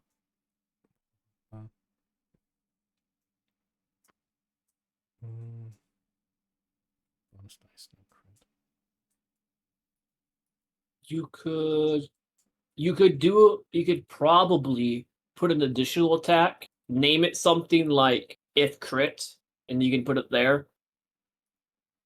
That's true. Just to not Or mess in it the up, for now, I'm description. gonna put I would say 1d8 on. What's the thing? There we Actually, go. no, I would put it under bonus dice, no crit. Because it is extra dice you get on a crit, they themselves don't multiply when you crit. Okay. That's also true. Yeah. Okay, there we go. So, oh fuck, I just opened something. Yeah, for the lance it would be 2d8, and for the greatsword it would be 1d8. I will add that in. Very nice. And as soon as whenever I reload. whenever you should critically hit, or if you don't critically hit, then you ignore that extra d8. But you do not add your strength. Oh, that's just the extra d8. Yeah, there we go. Okay. Wait, what was that? What was that last bit? I had was to looking at the reload my wrong roll thing. 20. I was looking at the wrong thing. I thought it was adding your strength again to the dice, but I was looking at the wrong section.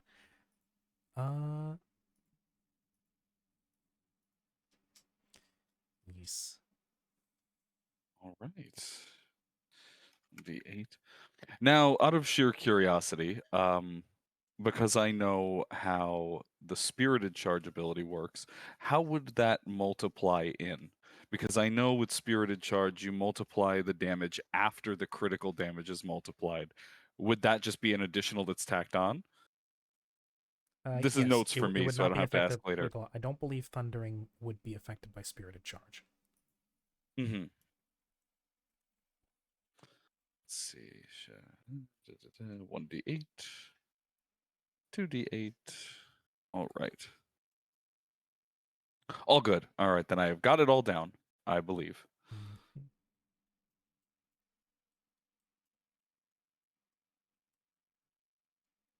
Mm, Hmm. No.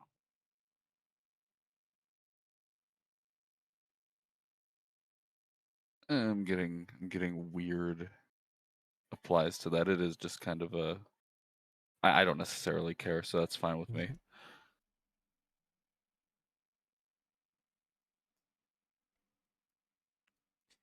I So, recommend so I the recommend putting a lot of the information in your like there's a description thing at the very bottom. Mm-hmm. I recommend yes. putting a lot of that So in there just in case stuff doesn't work. double checking, it looks Yeah, like that is. when you crit with a weapon that has additional energy damage on it, you do not multiply that additional energy damage. Oh yeah, no, that makes sense. I only asked because Spirited Charge has a very weird specific where it doesn't say anything about crits. It just says that it doubles or triples the damage, But just yeah, flat whatever out. the damage is, whether it's critical or not, it then multiplies it after It the does fact. not. Exactly, yeah. That's why I asked because it's such a weird thing to figure out. But I personally don't care either way. How much damage does thundering add? 1d8 1d8 on 1d8 his, to 2d8. Yeah. yes, 1d8 on his greatsword, 2d8 on his lance. Quick Um, question. Mhm. Since to activate it needs to be on a crit. Does that mean the sonic damage is always going to be 8, or does it? No. Because the damage doesn't multiply. I know that, but isn't like on a crit you take the maximum roll for things or something like that? Or my No, thing that is that's no. It's usually a homebrew rule that people add in the 5th edition. okay. Mhm. I think most people do it so All like right, I've got it the all down. initial die is maxed out and then you roll an additional die. That's a homebrew rule I've seen a bit recently. Mm-hmm. Okay. Okay. All right. Is there, in the meantime, while you're here, is there any additional equipment you'd like to fashion? Now, is that for me or is that for Karya? Just in general, because you've made Karia's Um, magic sword now, spear thing. But with a forge available, is there anything you'd like to make? um, in because I'm going to be making weapons for Kit.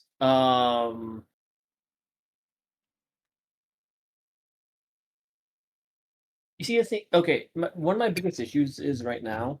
I don't know if I want to take the Grenadier feat or not, archetype or not. So I'm kind of stuck on deciding that. Um, Then and the main, if you're the, undecided, that might be a thing to decide after a session. yeah. Long story short, the main difference right now, because either I'm making daggers for Kit, or I'm making what were they? I think like small hammers. Hold on. That's fine. Let me find them real quick because the Grenadier gives Light hammers, a did you say? martial weapon. Was it I light think it hammers? is light hammer. Yeah, hammer and light. Yeah, hammer and light. Mm-hmm. So right now basically, it, if I take Grenadier, I'm going to make light hammers. If I don't take Grenadier, I'm going to probably take or make Star Knives or is that simple? I think Star Knives are a martial weapon. They are, yes. Yeah. So For the weird martial weapons, that should probably be an exotic weapon, but it's Yeah, It normally, really normally should. speaking, yes, depending on the culture, I would say. Yeah. So I probably make either a dagger or, because funny heritage, kunai, because they're the exact same thing. Mhm. Weapon. Oh wait. Yeah. Well, yeah. I probably make either kunai or Honestly, of all the dagger. I mean, kunai are a separate weapon in Pathfinder. They do exist. I'm looking at the weapon sheet, the weapons right now. Mhm. Yes. Looking It- at them, You can they also look double about the apparently use same. crowbars and pitons. A piton. whenever- Yeah. Yeah, which is weird. That's They why I was are like, wait a tools. minute. But yes, Yeah. you could use kunai. You could use star knives. I would say they would be a martial weapon from when it comes to the arm.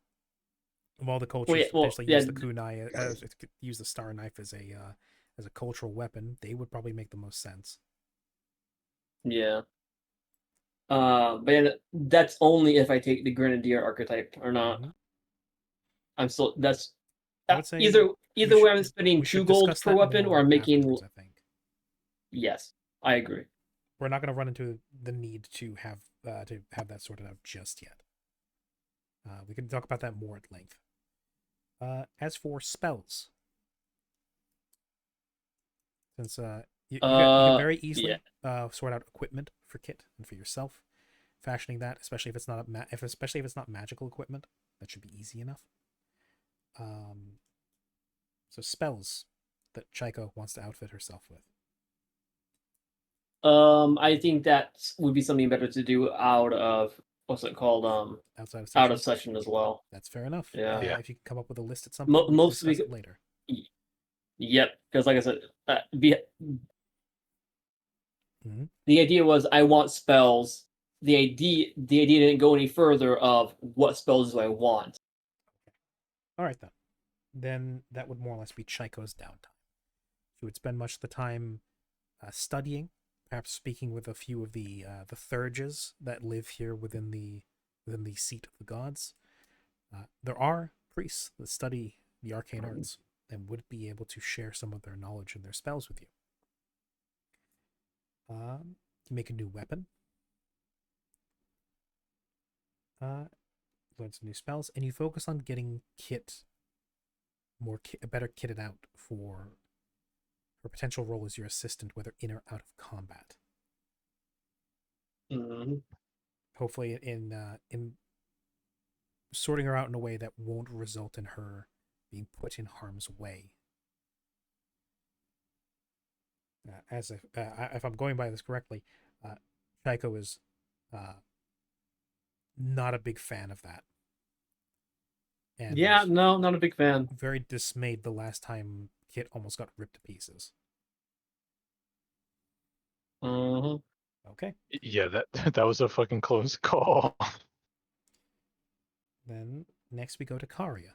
Also before that, Grim says, "Hey Vera, he's mentioning something about someone called Brunhilde in relation to Spirited Charge." Not sure what that's alluding to. I assume it's an inside joke from a previous campaign.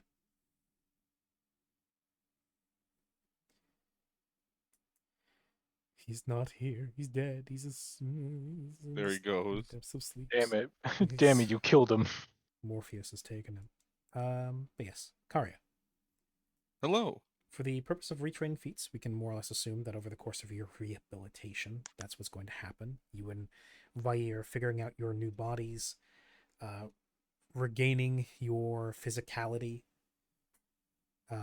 training to work in concert. What's more? Oh, do I hear Vera? There he was. Brun, I was laughing. I was muted. Brunhilde was a magical hammer that belonged to one of Grimm's characters. The character died, so his hammer fell to my character, and it essentially did what Spirited Charge does.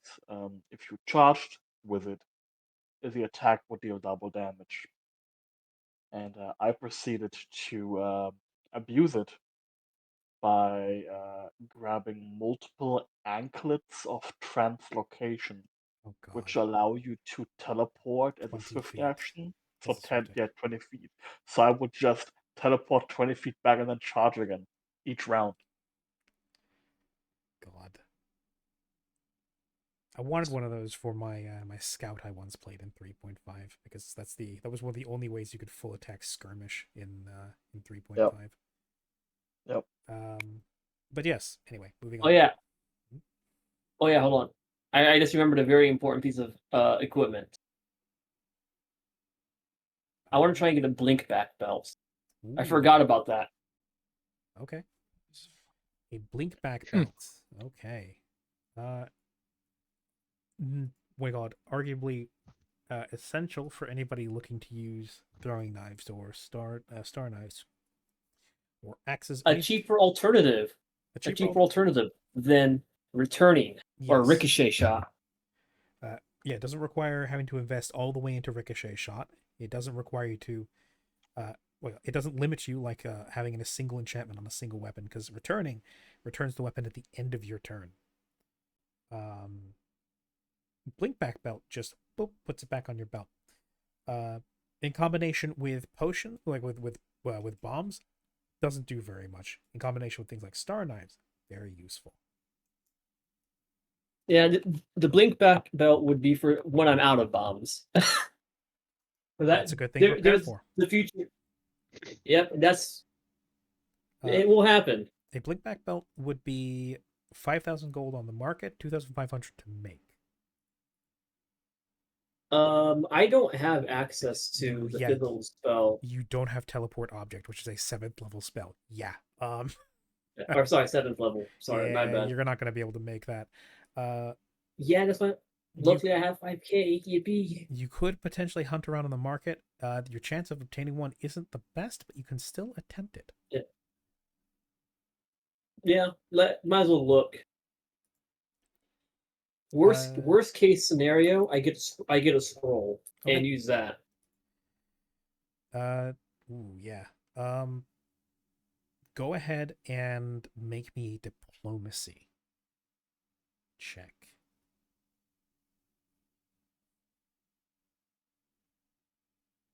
Can do. Let me just Chico. Your diplomacy at 11. So d20 plus 11. Do.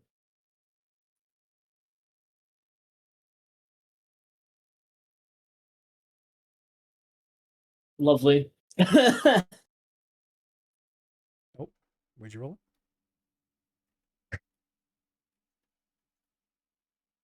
Oh, you did it directly to me. Okay, so a total. Whoops! GM roll. My bad. You did a GM roll. A total of 15. That's. Yeah, you're gonna go out into the marketplace outside in the what do you call it, in the seats markets. What to say, it's the promenade, that's what they call it. You go asking around, conferring with some of the merchants, maybe some of the people who just recently got in, asking if they've got anything that allows you to return an object to you swiftly. Saying you've heard about belts that can do this with rings on them that allow you to bring the item back that was attached to it. Many of the ones you talk to have no idea what you're talking about, and in some cases they do, but they go, "We don't carry something like that. That is too exotic, too niche. So few people spend time throwing their weapons at people that such an item is very much in any demand." Such things they assume would probably be more likely to be found in places like the Quadranon, maybe coming over the ocean from the Arm. Some folks have heard of warriors there who make use of that.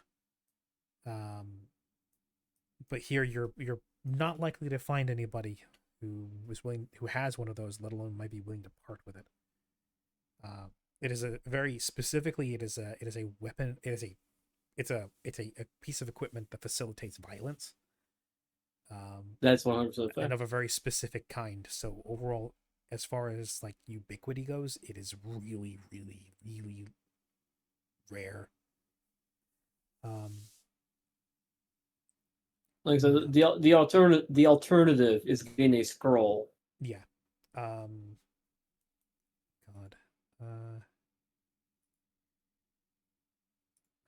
Quick math. Also, can I do so? Can I point out something real quick? Because when I was looking at some of these items and whatnot, Go for it. I was looking at some of these items and I was doing some math and stuff because it's they have the math available to make magic items and whatnot. And sometimes that formula that they give you to use doesn't work. Yeah. Can you tell me why a magical item like the Blink Back Belt, which requires a 7th level spell, only costs 5k gold? Because it's very specific use. Because normally teleport object is you just teleport an object from one place to another. Again, so why does the Blink Back Belt, which has infinite use? Yeah, if the sign of the object can be sent to a distant location on the ethereal plane. So normally speaking, teleport object lets you point at an object and send it literally anywhere. Even to somewhere on the ethereal plane. As opposed to when you use with the Blink Back Belt, it is only an item that has been attached to one of the rings for at least a round. You pull it off, you throw it, and then it comes back. So the reason why it's way, way cheaper is specifically because of how narrow the use case is compared to the spell used. Fair enough. But still, I think I using the formula that they give you for creating these magical items, the value difference is fucking hilarious. Oh, very much so. It can get rather silly. Yeah, something rules is written or something. Technically speaking, you can technically make a like a weapon that has a permanent true strike effect for like 1 to 2k gold. But that's, busted. It's one of those rules as written. Yes. I forget where I saw it. Let me get back to you on that one. And I'll show you the exact thing that I saw. Okay.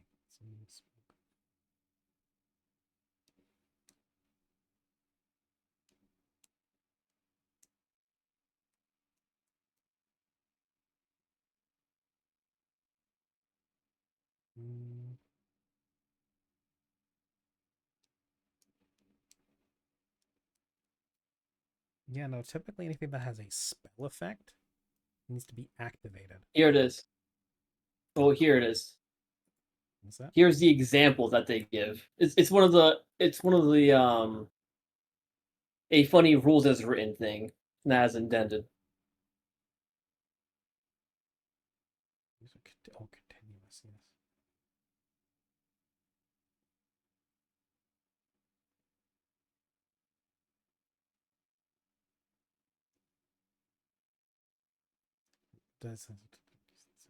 Yeah.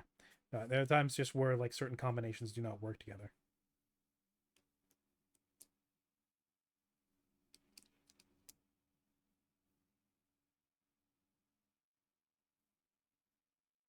Interesting. I just saw what you sent me, Bebby. I'm gonna keep that in mind. Okay. Gotcha. So I'm just gonna check real quickly. It is spell level 7th.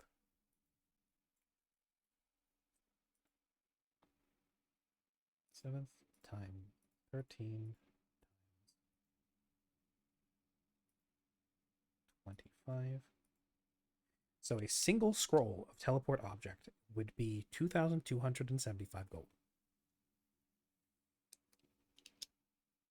2007. Wait, what? 2000 how much? 2,275 gold.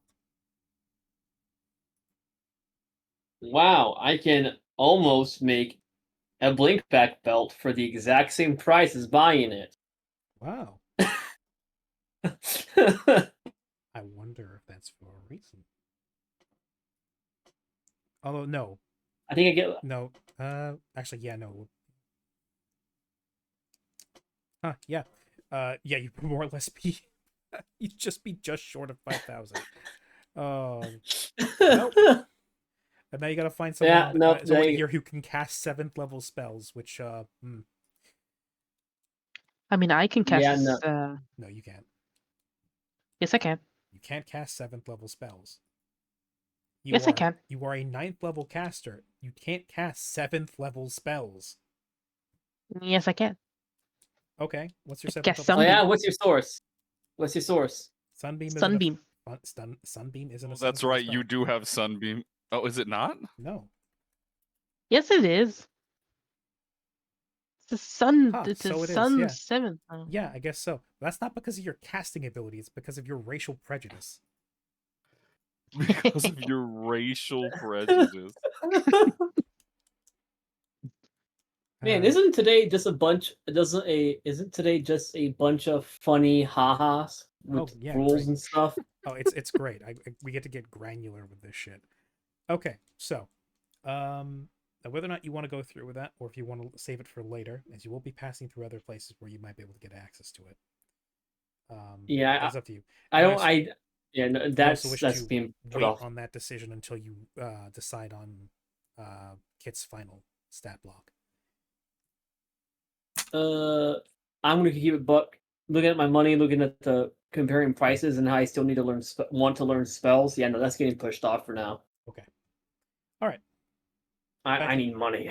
Back to Karia. So Hello. you and Vair are going through some rehab. You're working together. You're figuring out again how to fight side by side. Now, getting used to Vair being the significantly larger one, how to work around that, how to fight together. In the meantime, you've got a training sword you're using while Chaiko works on Shatter Spike. You mentioned you want to take Vair flying. Yes. This is the first time we've been able to actually be at a mountain. This is gonna upset so many people, but you know, it has been a long time coming, to say. Okay. The upsetting people part or the writing part? The getting to perch on a mountain. The last time Karya perched was back in that village where he pissed Mallory off by standing on top of an artifact. Oh yeah, when he stood on top of the statue of a deity. Yeah. So it'll be good to climb to Sacrilege. the seat of the gods, which I guess in a weird roundabout sense has come full circle, because I would say that that statue of a deity is far less holy than the seat of the gods, which he wants to go perch on.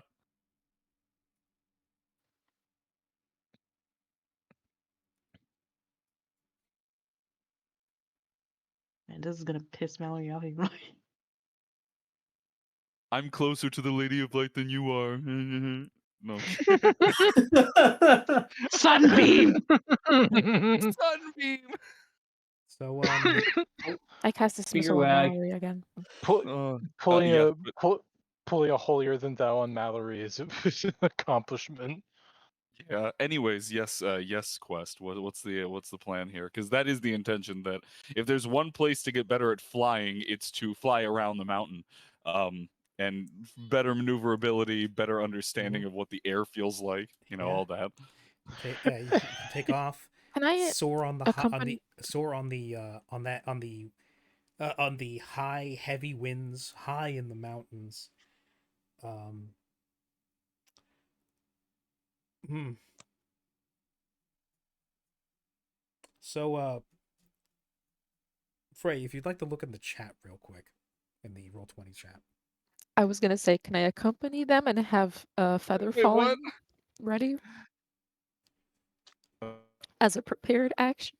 That Vair, buddy, how'd you roll that? How'd you do that, Vair? Is this a case of hindsight being 2020, Siren? Because as I understand it, Siren's off doing other things, like a lot of other things. Damn, bro. Hmm. So after spending a couple of days, the staff would most certainly say probably too short of a time getting used to being on the ground. You and Vair can't contain your excitement, and you want to take to the skies. This is your first time you've been on a very high mountain and had the luxury of dreaming about flying and getting up in the air, perching high above, and surveying the land all around you. Vair's certainly up to it, though he's a little worried about, what the authorities are going to think here. It's not necessarily like he's worried about necessarily getting in too much trouble, but he himself is aware of, like, what a bunch of the, like, God-fearing folk on the side of the mountain are going to think when the giant green dragon comes out of the side and starts flapping around everywhere. But he like his excitement overrides that trepidation. And so the both of you come into the infirmary. As far as you two are aware, it's got a balcony, and probably the most space out of any room so far that would allow you to, like, take a running start out the window, or out off the balcony through the large double doors. He hugs his wings tightly to his side as he runs through them. He can take a running start, jump, and then catch a glide. And you, hanging on tightly onto his back, still getting used to where you can find a grip, whether it's like wrapping your hands around the fronts of where his wings meet his body, or actually gripping onto the scales. They can be smooth and rough in different places. You hang on tight, and your brother tenses, begins to run. Everybody else seems to be out of the room for the time being, off on their other affairs. As you take a running start, and Vair, seemingly miscalculating a little bit, catches a shoulder on the edge of the doorway, which throws off his run a little bit. And before he judges it, he's out of runway. And so he's forced to take an awkward leap over the banister, off the balcony, and you're both plummeting. Could I potentially make a ride check? Now, I say this only because one of the feats that I did take was Insurmountable Mount. Technically, this is not a save to negate an effect, but it would let me attempt to try and get the reins back on Vair to stabilize us. What was the feat you took? I took a couple. I took Insurmountable Mount, which, if someone goes to make a save, if you have to make a save, Indomitable Mount. What did I say? You said insurmountable, which kind of Oh, is an I think oxymoron. Yeah. If you can't yeah, surmount your mount, then you can't really get on top of it, can you? I can't get on there. Well, that's just how good he is, that quickly. Mm-hmm.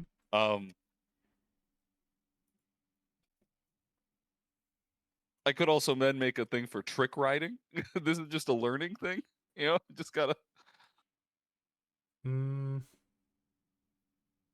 Granted, this is during the training, so I could make a less one for trick riding. I'll allow a ride check to try and save Okay, your asses here. Let's try and not die, Vair. We just got here. Yep. You got through the purging process, and then you became paced on the side of a mountain. Oh, god damn it, I was talking to myself. What was the total? Oh. Do you want me to roll again, or do you want me to just?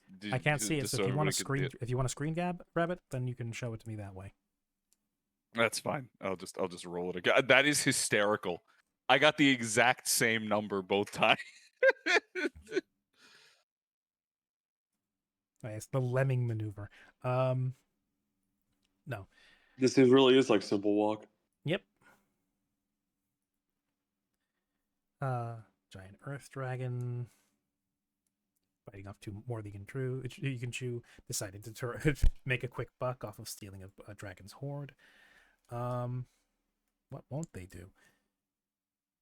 Karya, in your panic, seeing the side of a mountain begin to rush up to meet the both of you, you try to think quickly. Over your connection, you get the feeling that Vair has frozen up a little bit. He's unused to this new body. He's panicking. This is new to him. He's never flown quite so high, quite so fast, quite so heavy. So you yank at the bases of his wings. You scream over the howling wind to try and get him to mentally reboot. Don't want to do that.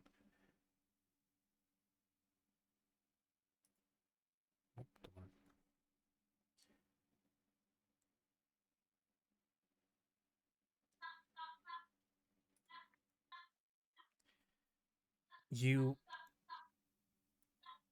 thump at his scales. You can try to get moving somehow. You don't have a proper saddle. You can't pull at him. The best you can do is try and get through to him that way, and perhaps just a tad later than would be comfortable, he does eventually manage to snap out of it and try to snap his wings out, pull up. It's uneven. One wing is further up than the other. They're at a different slant. It causes you to almost go into a total tailspin as you're screaming down towards the side of the mountain until Vair's heavy clawed wings finally catch the air, frigid as it burns past you. The immediate G-force as he catches it with sudden lift under his belly and wings, causing his back to slam up into you, your head bouncing against his scales as you try to hang on for dear life. The flight is uneven, it's jerky, it's turbulent. He's banking here and there, trying to avoid crags and spires of the smaller mountains, attempting to get control of the flight once more. On a couple of occasions, you nearly bite it as one of his claws grazes one of the stony crags. His tail bumps against something as he's whipping past it, sending him just a little bit off kilter, and once more having to over adjust to find his keel again. And eventually it evens out, but not without Vair and yourself getting a few bumps and bruises for it. As eventually he finally manages to even out, catch a thermal, and start gliding in a section down a lower side, the lower part of the mountain, and slowly begin to ascend back up to the balcony before then dropping onto the balcony and pulling his wings back in and slipping back into the infirmary, where he lets you down onto the floor. And as you drop to your feet on the floor, sporting a couple bruises now yourself, after having whacked off of Vair's new stony scales, you notice he's walking with a pronounced limp. That's not good. Actually, wait a minute. It wouldn't have changed anything because it was a nat 1, but that fly check you made for Vair should have been at plus 14. It should have if he had not been suffering a penalty. Because he's weak and just getting used to his body. That makes sense. I was just curious. I was making sure that my sheet wasn't fucked again, because it has been fucked a lot. That's okay. That was deliberate on my part. I should have we're gonna probably take a announced break. that. All the same, though, he rolled below the necessary fly check to. Oh yeah, no, not it would have been biff fine it. either way. But yes, Okay. a learning experience of a first outing up into the sky, not the immediate perching onto the crown of the mountain you would want, but what do you call it? Still a an adventure. We'll call it that. Okay. Also, welcome in, Shadow Legion. Hello. Hello. New face. But yes. Hello. So, Karya and Vair take their first steps out onto the steps out, flying around the mountain. Swiftly after this, the infirmary is visited at one point by a very stern-faced priest saying, "Unless next time you want to scare our guards half to death and be shot out of the sky, we advise you let us know before you decide to take an impromptu flight around the cathedral. Fair. You are in I'm the most sorry. secure heart of the papacy, and within the seat of the gods as well, here under the good graces of the Pope. In the future, perhaps consider that there are many things here put in place in case we come under aerial assault. We very nearly had fired at you with a ballista, and then we were told to stop because apparently you're our friends." We are friends, but I am sorry. "You're friends of the Pope. You're not mine. Don't do this again." God, I like this guy. At which point the priest makes his way out, seemingly not wishing to spend much more time there. Yes. So yes, that I think puts a nice theming to the week as Karya and Vair spend it. Siren wants to go look around for a place for something to deface. We're gonna get an object lesson in why Kyoto no longer takes tourists. I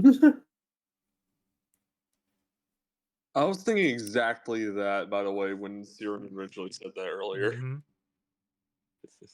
Yeah. So Wait, what is she exactly flying to do? She's trying to find something made of wood here within the building, within the hallways to carve Siren was here into. Oh my God, Siren. I'm gonna go to the Vatican and carve my name into one of the busts in the hallways. Into one of the into one of the pews. Countries hate tourists. Yeah, but You know what? Why don't you? It may seem like I have bad ideas, but you guys don't understand my genius and level of forethought and future planning. No. It reminds me of that one ancient writing that people were deciphering, and recently people deciphered it and just said like, freaking ancient name was here. Yep. Yes. Ancient We've been tourist doing that for graffiti. years. Yeah, it was actually carved into Yes. the pyramids, if I remember correctly. Yes. There was also some in Pompeii that they were making fun of a Christian by drawing Jesus with a donkey head, and it said Alexandros is God. And I was like, that's crazy. They fucking they roasted the shit out of this guy. This poor there, man. There was inscriptions on a gladiatorial arena, a wall, which roughly translates to "Alexos, I F your mom." Yeah, that's correct. One thing we tend to forget is in distant history, people were kids and teenagers too. I was gonna say times may change, but people do not. No, they do not. We are still human. We're still tourists. We're still edgy teenagers. My doing your mom was funny then, still funny now. My favorite kind of like ancient writing found and translated was in one of the Nordic countries. They found like in a cave like near the ceiling, like very very high up. They saw something being scribbled there, like carved into the rock, and for months they couldn't get up there due to how high it was and like how slippery the stone was, and finally they managed it. They go up there, and they finally can read this thing. They translate it, and it says, "This is very high up." I remember that. The equivalent of those Dark Souls soapstone message left behind in like the really obscure places where it just says "high place." Yeah, like that exactly. Yeah, Kilroy was here. Also, Siri, why Kilroy! don't you ask? Why don't you go for a more permanent option and request one of the church masons for a hammer and chisel and put it in one of the pillars, the load-bearing pillars? Let's again. Grim gave an example. Ladies lament. Man's name is only for the men now. Is apparently an approximate graffiti from approximate Is ancient graffiti. only for the men now. That's rough. The ancient equivalent of pointing at a guy and going, "Ha, gay." Yes. Hey, Siren, do you have Arcane Mark or what was it called? I think it only lasts for a day. Nope, it's permanent, Oh, right, which is yeah. hilarious. Oh yeah. Arcane Mark the spell? But she's not arcane. It's a cantrip. Alright, no, you're not. Dang. Sorry, you don't get the free magic. You don't get the free magic marker. That's permanent. The magic sharpie. Yeah. That'd be pretty cool. But maybe there's an item out there that's like that. Maybe I'll have access. Not making it. Yep, the magic I'm sharpie. not making you one. Just gonna Side just eyes the doodle DM. everywhere. DM, do not sell her one. I cast all the shopkeeps mysteriously don't have this one singular item. You didn't say anything about treasure chests and dungeons. What treasure chests? No, you can't go dungeon crawling. It's freaking weird church. Dungeon crawling. Mallory, Mallory. Here's the thing, though. Crawling in the church. Yeah, Mallory. That wouldn't be dungeon crawling. That would be grave robbing. Same thing, different time period. No. You'd be actively raiding a what we call it a necropolis. Looking. No, hear me out. You go raid a fucking dungeon. Fucking grave rob, whatever. For a magic fucking marker. Yep. Yes. You've dug up the remains of Pope Benedictus II. Ah, yes. I don't care. Where's the Sharpie? Where's the Had Sharpie? this cool marker. That reminds me. That reminds me of. I mean, slight spoilers. It's an old game, but in Eternal Darkness, there's one level where you go down into a church crypt, and you find the remains of a servant who once worked for Charlemagne. He comes back to life and attacks you. Oh wow! Why would you attack him? Wait, I've got an idea. Because he's a zombie. Yes. Wow, that's racist. But yes, Siren is off in search of a place to carve her name into. I'm gonna ask for I want to say perception check, as well as a stealth check. From me? Yes. Okay. Now I should specify I won't do it if it's on like a wooden statue of a god or a wooden depiction of a biblical scene. I'm looking for like the floor or pillars or wood paneling or some kind of fixed non-movable piece of the building. The load-bearing wall. Yeah, like a load-bearing wall. Oh, yes, the single load-bearing wall in the entirety of the Seat of the Gods. Yeah. Yeah, if that scratch it if that gets knocked out, the entire mountain goes down. Scratch it once with your fingernail, and the entire thing collapses down into the mountain. I was about to say, don't you mean the mountain itself? Yes. The load-bearing stick in the mountain. The load-bearing mountain. This singular pencil-thin pole is held up by faith. You must trust that it will keep the mountain stable. Any who touch it violate that faith, and the entire mountain shall collapse.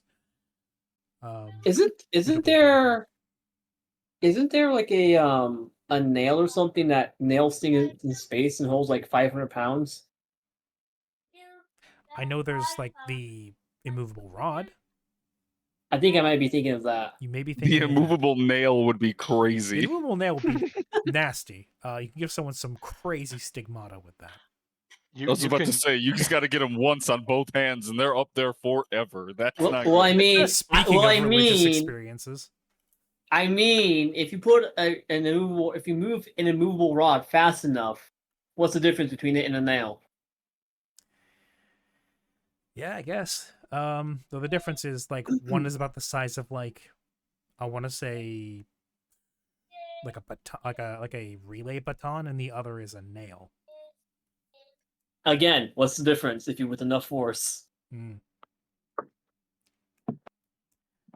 I guess when all you have is hammers, everything really does just look like nails. Um, It's the blacksmith and me speaking. yep. So, I could Siren speak. I could blacksmith too. Hammer, hammer, hammer, chisel, chisel. Siren goes about looking for a suitable place to leave her mark within the most holy and holy, the most holy of holy and high on high places in at least her religion. Like any good student of God would. Hunting Yeah, around, you know. you look around. One of the best places you managed to find is, in fact, one of the lavatories. Or Okay. lavatory. Like the inside of a bathroom stall? Yeah, possibly. Those are made with wood, as are the internal. Like for the lavatories, they're not like the walling and the stalls themselves are made with this sort of dark burnished wood. Um, you could do it in the inside wall paneling. You could do it in the stall. Something you notice as you go around is like sometimes like in some places in the hallways where there's like wooden paneling in the ceiling, you notice there are some weirdly impossibly high marks left in. It's obvious this place has its fair share of students, That's funny. acolytes of the faith, students of philosophy, of science, and all those. And finding one of the lavatories, you're able to find a bathroom stall where, yeah, the whole place is like the inside of the stalls are here and there scratched and scribbled with insignias. Some of them are name plus name with a heart carved around it. Some of them are, what do you call it? Bilisandra's mother is a prostitute. Find her at this address for a my. good time. Oh, wow. They're getting vulgar in this church bathroom. I saw X person kissing someone, kissing their teacher after class. It was Kanabos. Oh, Gee. Kind oh of. my! It was Polari. What other school dramas written over here? But they're also just like impromptu poetry.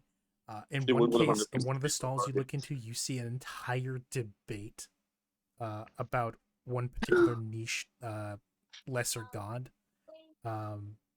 which started off from someone making a limerick about one of the lesser gods that's supposedly a god of passion and sex. I see. And instead it Oh, spiraled heresy? off. It spiraled off into an entire inscribed debate in the bathroom wall that goes all the way down to the bottom and then starts back up like just to the side of where it began, up at the top of the stall. Oh, wow. Clearly students lived here, and very passionate ones at that. And all of that from a single limerick about how the god of passion and sex was watching us poop. What the fuck? She's Yes. reading this all and giggling to herself. So if you were While to leave your mark defacing here, it. yeah, if you were to leave your mark here, My it turn. would be in good company. Yeah. She's not writing anything absurd like that. It's literally just Siren was here and smiley face. Mm-hmm. Very good. One step closer to the high school AU. Yes. Okay. All right. Next up is your goal to procure lots of protein. Yep. A simple enough affair. You don't exactly have massive cartloads of just raw meat. You do have the occasional cattle brought up the side of the mountain, but like massive slabs of meat, whole like shipments of fish, less common. Especially getting fish all the way from the coast up here is a bit of a trek, but still doable. They still have things like ice chests. But it's less a problem of price, more a problem of commonality. But then again, getting any amount of food up here is always a challenge and makes things a bit more expensive and a little less common. Which is part of the reason why you have so many pilgrims and so many merchants that make their way up the side of the mountain. It's much in demand and low in supply. But you are able to procure a good amount of various sources of protein, whether that's in the form of grains, it's in the form of meat, in the form of fish. You're able to get things like lots of green vegetables, which can help in terms of like help with the promotion of stronger bones and more and healthier blood. Yes. And bring that back and feed that to the two big growing boys who, upon your return with supplies, you will find are totally not nursing, at least for Karya, a big old blotchy purple surrounded by yellow bruise on his chest. What? And Oh. when you come in, Vair is he sweeps a wing around his front, which at least Karya would know, very conspicuously hides the leg he's nursing. What happened? Nothing. You're muted. Hello, Siren. Nothing happened. As it turns, yes, nothing happened. Indeed. It is an effect of the deep curse, yes, where all of our old injuries must be coming back, yes. Oh. They're coming back, are they?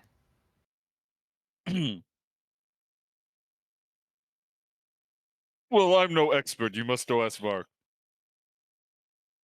She instead goes to ask Vair, what happened? Nothing. She goes up to Karya and goes, well, it would be unkind and actually rather rude of me to leave you both with these injuries, as she places a hand and presses it into the bruise on Karya's chest. Ow! It is worrisome that these injuries seemingly happened out of nowhere. Vair, now without his sort of shell-like face, actually has more expressive features, and for the first time, you can see he's a terrible liar with a terrible poker face. Yes. His eyes are all over the place. Yes, it was very unfortunate. I'm gonna go out basically because I don't think Karya or Vair have anything in bluff. No, not at all. And Siren very specifically has quite a lot in sense motive. So just passively, I'm gonna say, yeah, no, these two are full of shit, Siren. They're clearly trying to be tough guys, or they're embarrassed or something. But there's no hiding that massive bruise, nor the fact that if you even go somewhat around by your side, you see that he is holding one of his legs rather close to him as he's curled up on the floor. Right. Well, she's just gonna take her hand away from Karya's chest and look at the both of them and say, right. You two are clearly not comfortable with divulging what happened, and I won't ask further. It's probably embarrassing and pretty funny, but it's fine. I won't pry. As she places a hand on each of them and casts Cure Moderate Wounds on both. Very nice. And you'll find, thank you. because you are in a place of much sacred energy, the healing it comes easier and it's more effective. The wounds are rather rapidly restored. Nice. Oh, how lovely. Gravity, thou art a cruel bitch. Yes, I'm sure. You know what? I think for the rest of the time that we're here, I'm going to keep a close eye on you both. I'll just accompany you to wherever you go. I'm There's sure no we'll have need. lots of fun together. After all, I've come Yes. to deliver this shipment of protein, as you both need some, growing and bulking. Am I? Thank you. Yes. We're recovering after all. I figured the both of you took the hardest fall, no pun intended, since recovering from the deep curse. So you both in particular have a lot of catching up to do. Yes, that is. Ow. Fair. Ow. Additionally, and this goes back to me not prying into what happened with you both. Can I borrow 4,000 gold? What? Can I borrow 4,000 gold? He'll just look over to Vair and just telepathically, like, I've heard of these things before, where women will take your money once they're interested in you. Is this true, Vair? She's got Prepare her hand yourself. out, waiting. Just like it's just he looks at you and says, "I have heard of these things before. I have heard of them referred to as gold diggers, and I was not sure about this before. Though I think she did previously mention this at one point. I think she called uh the men that such women would go to sugar daddies. Ugh. Ah. Does that make Sir her and I your am not. sugar daughter?" Ugh. She telepathically speaks into Vair's mind. What did you just call me? You wouldn't have heard that because the bond that the two of them have is not shared by two different telepathic bonds. You don't just Ah. intercept all telepathy in the area. You gotta specifically engage with I people. Oh, sense a but great I disturbance. can. I sense a great disturbance in the force. I sense. That's more so what it was. Yeah, that.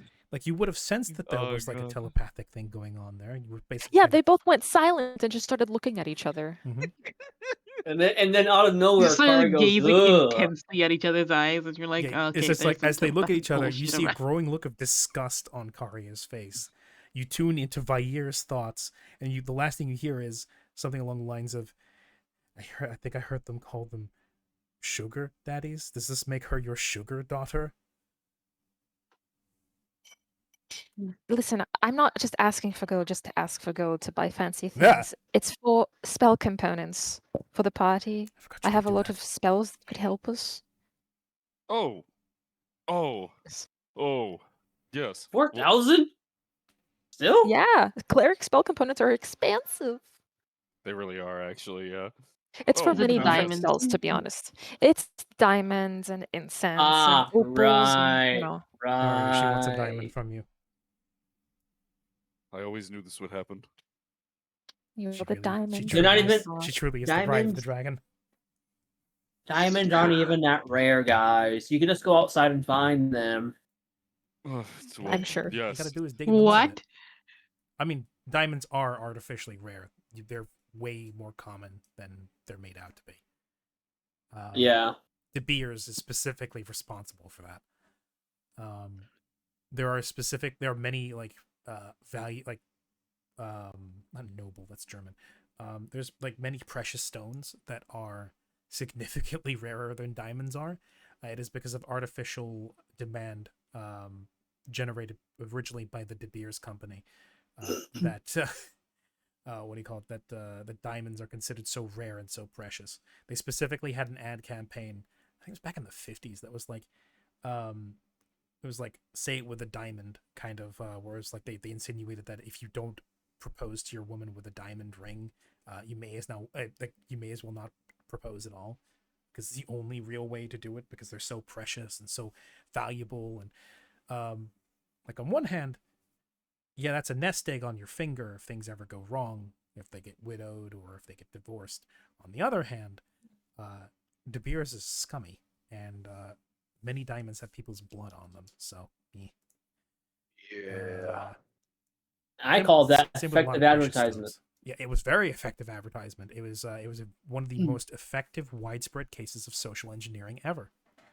I think the only time in recorded history that I know of that there was ever such a widespread misinformation campaign that worked was a hoax done by a radio show that convinced everybody within, I think it was the New England area or somewhere, that you could grow a spaghetti tree on Christmas.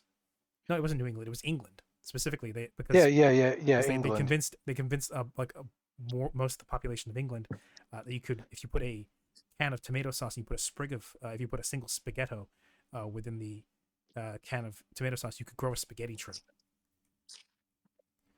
Oh my I, god. I And remember people laugh seeing a about video that, covering but that. It was so funny. considering how little people knew about pasta at the time, especially in the UK, especially coming off of still having rations, like food rations, back in like the 50s, 60s, 70s, because unlike a lot of first world countries, the UK was still on rationing at the time. I think it was sometimes in the 50s. People willing to try anything to get a source of food. So yeah, it was a successful hoax that tricked a good chunk of a country. So I remember it. Then again, I could be just completely talking out my ass. I remember my mom telling me about this. Yeah, in 1954 they stopped rationing. Right, 1954. Yeah, no. So it wasn't the 70s, but it was the 50s. So a good decade after the Second World War ended, they were still on rationing. Yeah. 9 years later, and you're still rationing would suck. Dude, like, wedding cakes were a single tiny fruit cake, like the really dense ones, with a large. I'm very aware. With a large scaffolding put over it to mimic a large multi-layer wedding cake, because they. Let's talk about Dutch rationing during World War II, kids. I'm sure that one was better. No. Yeah, they had to tell you how to prepare them too, because tulip bulbs are toxic. Yep. Um, I've always wanted to eat flowers. Oh, Wrapping paper is a relatively modern gimmick. Yes, it is. Also, the answer was yes, though. I will give Turn 4,000 gold. All right. Yay. You have acquired a level in Sugar Daddy. Ah, nice. Level up. Level 10 already? Damn, Card. I know, right? It's been a really great week for me. Level 1 tutor versus level 10 sugar daddy. Yep. I hate that. It's a class that as you progress into it, you get negative wealth. Can we get a higher charisma score because I'm spending money? Yeah, sure. I mean, doesn't everything get more expensive when you level up? Yeah, and the more money you have, the younger women you have access to. Oh, see. Oh, okay. You cut out a bit at the end, but I think I know what you said. I said, yeah. The higher level you get into Sugar Daddy, the younger the women you get access to. Oh no. Yes. This is often done in a duo pair with the compensated dater class. Terrible joke. Continuing on. No. Awful, sick, twisted, terrible joke that was not funny in the slightest. You're doing ascending to the crew on the Dawn Shredder, specifically to bring back to update him on the situation. This would have been one of the earlier things you did. The response you more or less would have gotten for the message you were sending was, "The dragon has defeated the dark!" And that's about it. Okay, Yep. I guess they're doing pretty good. And the sending to Adelia about, how's the crew? How are you guys? What is it? Rotate your stations. Keep an eye out. The message from Adelia Mac would have been much curter and probably more efficient. Crew doing well. Regular drills. Notified by Papacy. Back at ship. New supplies procured.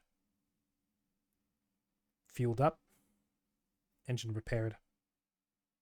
Wounds mended. Come back soon.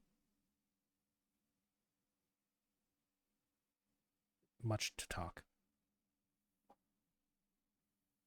Oh.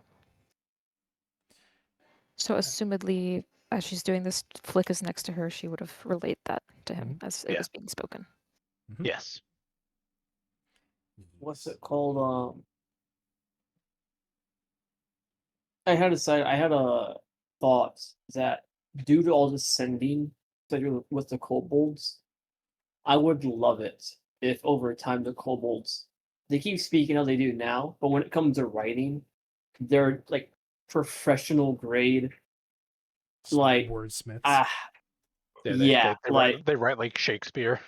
yeah. But as soon as you talk to them, I like to think that great dragon. I like to think they're just like monkeys on typewriters. Lord Carrier did along with his brother soar through the heavens on emerald wings. Hey, Kobold, can you tell me what this says? The great dragon flies. Oh, great, thanks. The great dragon is a sugar daddy. And so Lord Carrier descended or ascended the mountain and was subsumed by the shadow, full of sound and thunder, signifying nothing. Ah, nice. Yeah. It was loud and dark. And there was a big dragon. And then of course, what do you call it? Oh God, mine slipped me. Yeah, okay, yeah. My train of thought is at risk of derailing. Sorry, we tend to do that. Yeah, we tend to do that. And I do want to eventually get through this. Right. Next thing would be scrying on the hotel manager again. This would probably happen a little bit later.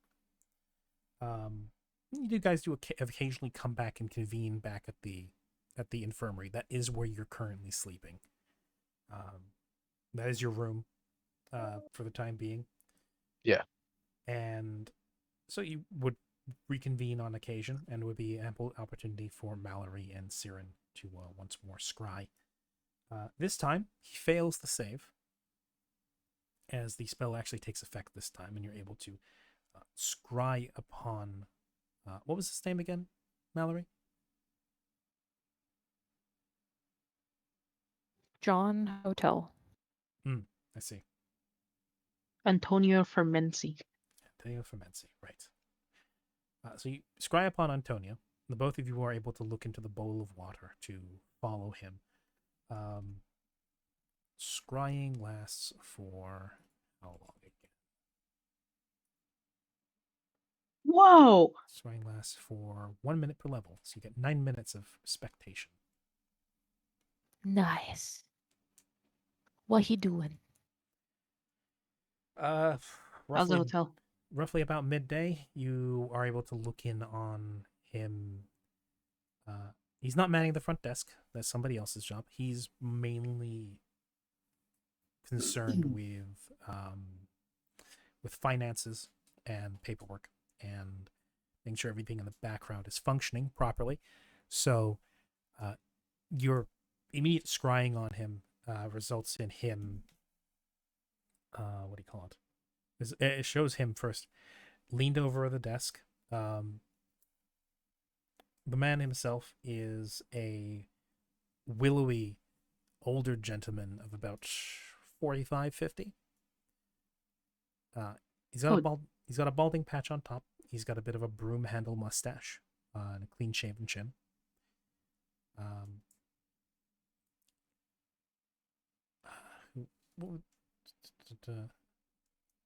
If I were to compare him, I'm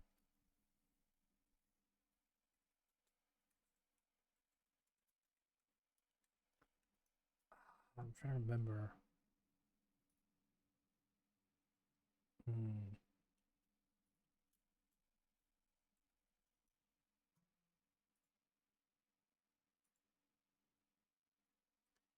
think it's from The Incredibles. Right, the teacher. Oh. The teacher from The Incredibles. If you remember, I just googled him. His name is Bernie Krop. Of course, the single I most see. unflattering picture I'm pretty sure everybody has associated with him.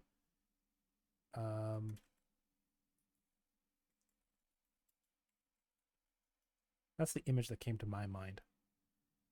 Here we go. Address. I will drop that in the Simple Path channel very quickly. There you go. I think I know which one it is. There you go. Looks more or less like that. Coke Oh bottle, my god. Coke bottle glasses, a formal blouse, slacks. He's the image of your typical middle-aged paper pusher. Coincidence? I think not. I think not. No. Yeah. I fucking love that scene. The king asked me to organize this hotel for a shadowy benefactor who I've never met. Coincidence? I think not. Right after the Dragonfall Festival, where a bunch of weirdos were seen eating a dragon. He has an evidence board in like a back room somewhere. The rise of guns within Lorbus. A dragon being slain. 7 weirdos eating a dragon together, sitting around, chanting around a fire Whoa, under the 7? moon. Then suddenly people see them coming out of the palace. Some are being buddy with the king. What are the chances that they weren't just holding the king at gunpoint? I think not. Are we going to let these freaks determine? Let these freaks bully our king, our most beloved king, being bullied by a bunch of international sociopaths? Ones that eat dragon hearts? Yes. There was one time. One time that made it into the papers. Actually, no, it just barely didn't because it got suppressed by the crown. You're lucky. You're one lucky mofo. Yeah, you guys are very lucky. Very, very lucky. Yes. So you watch as this man first. You see him for the first couple, 2-3 minutes. You see him penning through some paperwork, filing some things away into a filing cabinet. His office is modest. It's very tight. It's down a hall from the check-in desk. It's mostly taken up by filing cabinets. It's got very little illumination, mostly in the form of a couple candles, which are kept to a minimum. Mallory would assume because of the risk of fire hazard. Sheafs of paper are clamped together and filed away. Before he takes his glasses off, he rubs his forehead and his eyes, puts his glasses back on, stands up, stretches himself a bit, and goes to take a walk outside of his office. The view of the scry follows him as he wanders through. You see him checking in through doors, checking into what looked like rooms. Some cases checking in on some of the staff. He stops in at the break room, asks them a couple questions. Some of the cleaning staff are there on break. He asks them how they're doing, if they need any food, any water, if the pantry needs any restocking. He makes a note of it, taking a notepad out of his pocket. He jots a couple notes about things that need to be restocked before then heading to the front desk, asking how the receptionist is doing, whether or not they need a break at some point. He should take over. Before then, when being rebuffed by the receptionist, then proceeds to go out, go up some of the stairs, check around, make sure the place is clean, check in with some of the customers, ask if they have any requests. Overall, he seems diligent, if maybe a little awkward, maybe perhaps not 100% a people person, but he seems to be dedicated. And as you're going, and as you're listening to the chatter and to the footfalls of his loafers on the carpeted floor, all around you see artwork. You see busts, you see paintings, and included, you see the, to you, Mallory, recognizable art style of your sponsor, now departed. Oh. The sultry painting of Melody. No, I No. still have that in my pocket. No, he's got that. He's also got the painting of Oh. him with Emily's ghost behind him. Oh. Wait, and what? Wait, hold on. We're talking about 2 paintings? I'm talking about multiple of his paintings. Oh As my there's god. landscapes, there's portraits, there's more abstract things. What you think is a sky view portrait of the clouds, and what look to be, to Siren's eye, the familiar ghosts of what, as far as she can tell, might be celestials dancing in the clouds and above the rooftops. Guy. Oh, interesting. It's quite possible he may have had the same gift of sight, but unfortunately, not the same gift of life. No. No. As the scrying then after. But true to what your request was, there seems to be plenty of guests. The staff are well looked after. The business seems to be running quite well, and true to your second request, his art is being hung up right there on places of prominence for all the guests to see. Good.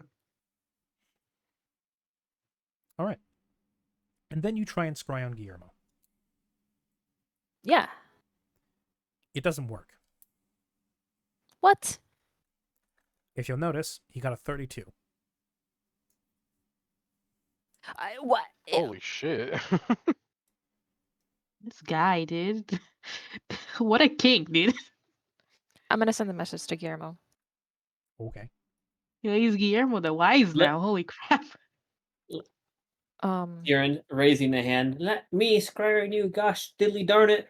You're familiar with him, which would have been a -5. You don't have any connection via Uh-oh. picture, possession, or body part, so you don't have that to weaken it. And then there's a lot of resistance as you attempt to put through a scry on him.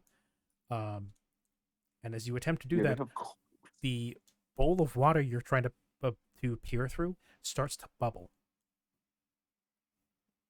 And then it begins to steam. You gotta remember, that's a kingdom of that's a whole kingdom, dude. They have a court wizard. They're not gonna let you spy I on people. stand up and take a few steps back. Siren, and then what did you do? the bowl of I- water listen, I erupts wasn't into a expecting this. geyser in the shape of a middle finger. Okay, you did scry on Guillermo, didn't you? I'm going to send a message to him. Okay. Gonna be sending. What are you gonna tell him? Yep. Guillermo, you have offended me. I did not know you hated me this much. I am hurt.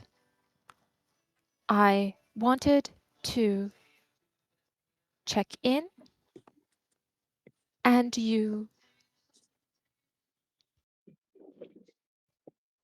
I think I have one word left. We have 25 in total.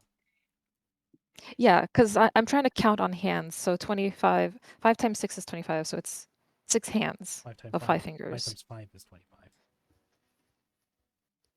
Oh, so 5. I hands. wasn't counting the hands as the issue.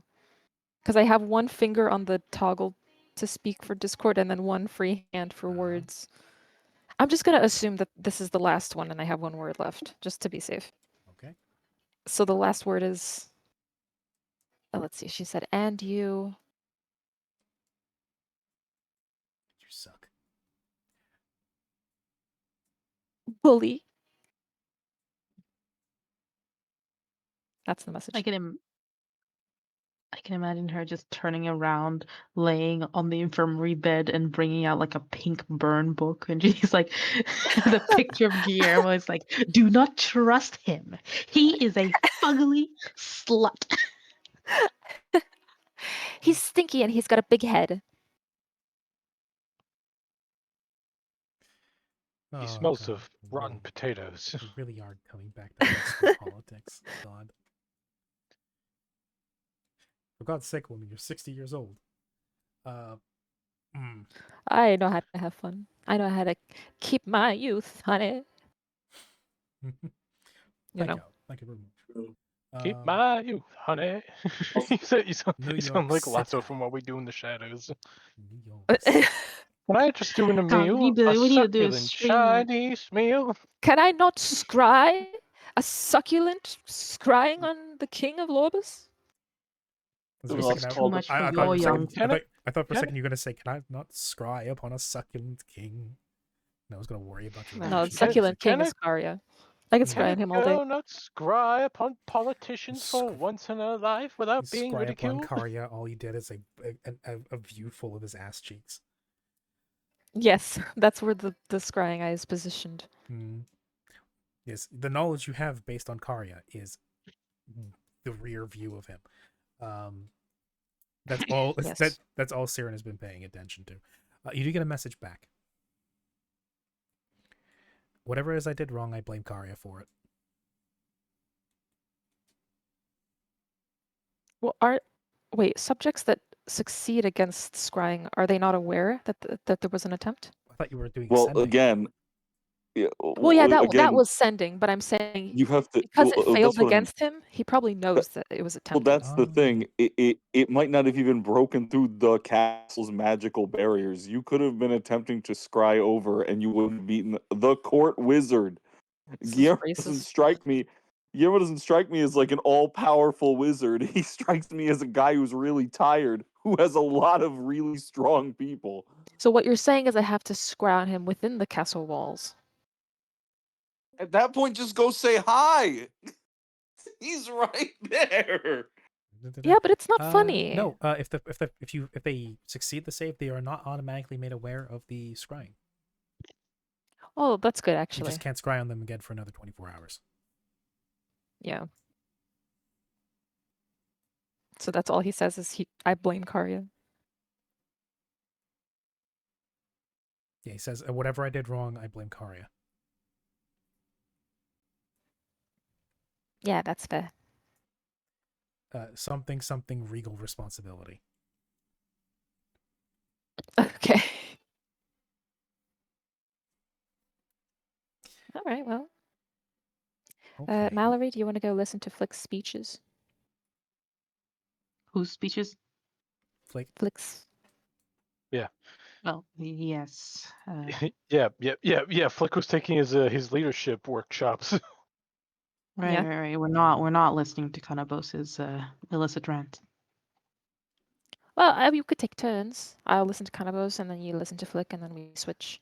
Yes. So this is the point where we get a nice little intersection. This makes things significantly quicker and easier for me.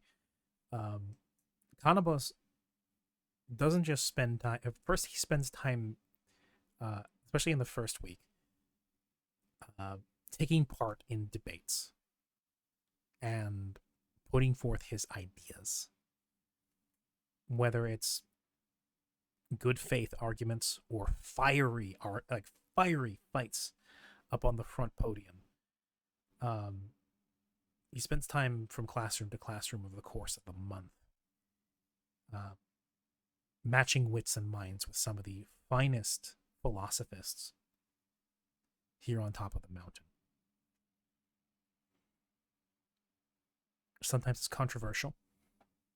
Sometimes, according to some, it might be downright heretical. But usually that opinion is held by the more fringe believers.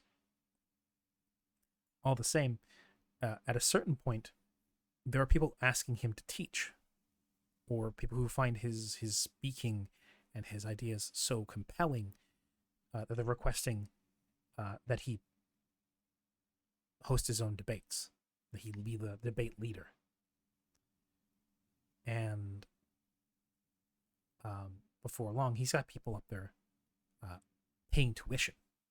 It's not something overly amazing at first, but at a certain point, he's packing classrooms. As a very educated young man who, at the same time, is part of what would be considered a fringe cult of the Lady of Light. His ideas are considered strange, outlandish, exotic, and novel. And being primarily a worshipper of the Canvas Maiden, a facet of the Lady of Light, one that is much more focused on the arts, the heavens, and on sociological culture than on what other people might focus on for the Lady of Light, being things like judicial matters, combative or war matters, or things relating to like the more fiery aspects.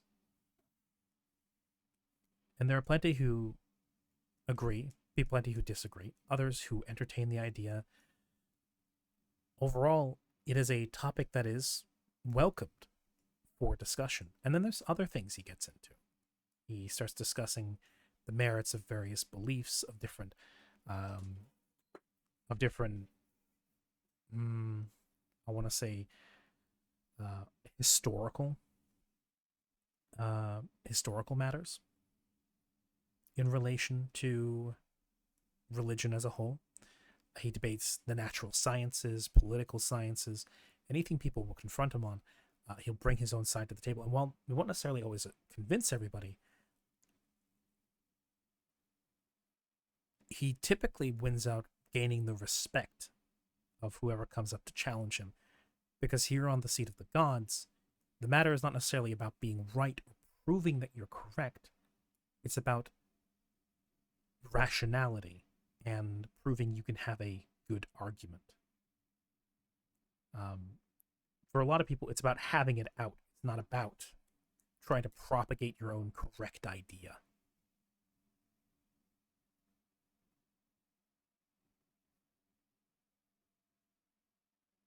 And in a lot of cases, people here just enjoy a good argument and a good debate.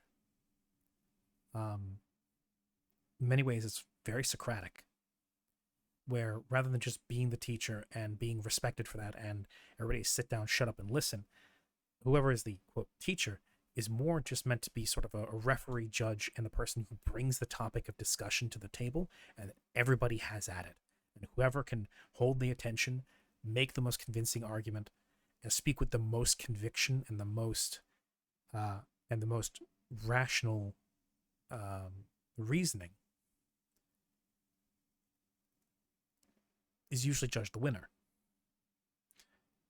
Though in many cases, it's as much about how much the teacher can learn as it is about what the students can learn. All are equals within the halls of learning. Everybody always has something to learn.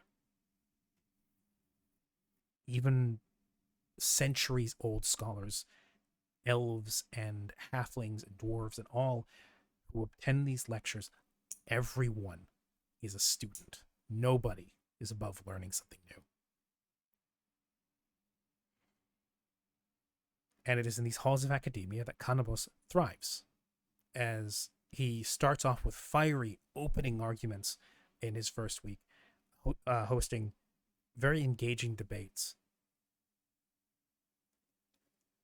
And then the next second and third week, the attendance kind of peters off a little bit. Some of the people who were more easily offended by his points were repelled, left in a huff, or simply were not enthused by the topics anymore. It was no longer novel. So the stayers were, the leavers were filtered out from the stayers. Then, in the final week, Canavos brings, as the faith surrounding the Lady of Light has been in a lot of contention in the last few generations, with the way that the splintering of Eridine into the Quadranon happened, the vassal state of the duchies, the Caspon theocracy, and how things ended up there. There has always been much contention about what the correct worship of the Lady of Light is, because especially with a god that's so centered, at least in the public mind, around war and justice, and also in the same breath potentially slaughter and tyranny,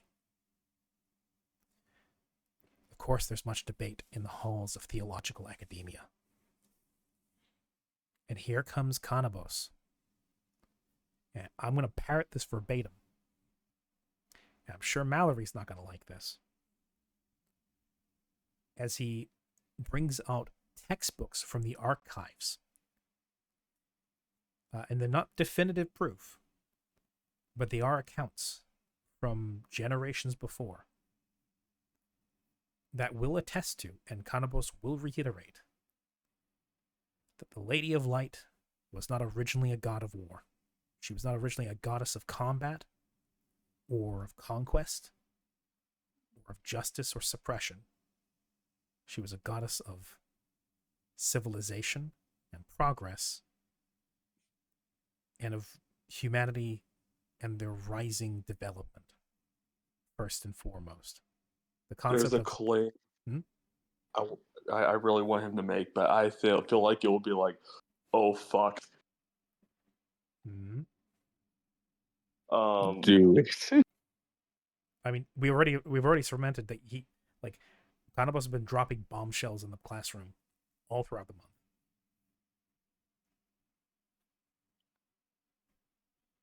Know how to word it without getting me immediately thrown into the pyre. Mhm. You did roll very well, so I will say, if you, even if out of character you're not able to word it perfectly, there will be some liberty given. Just remember, anything you say will be remembered. Oh, I know.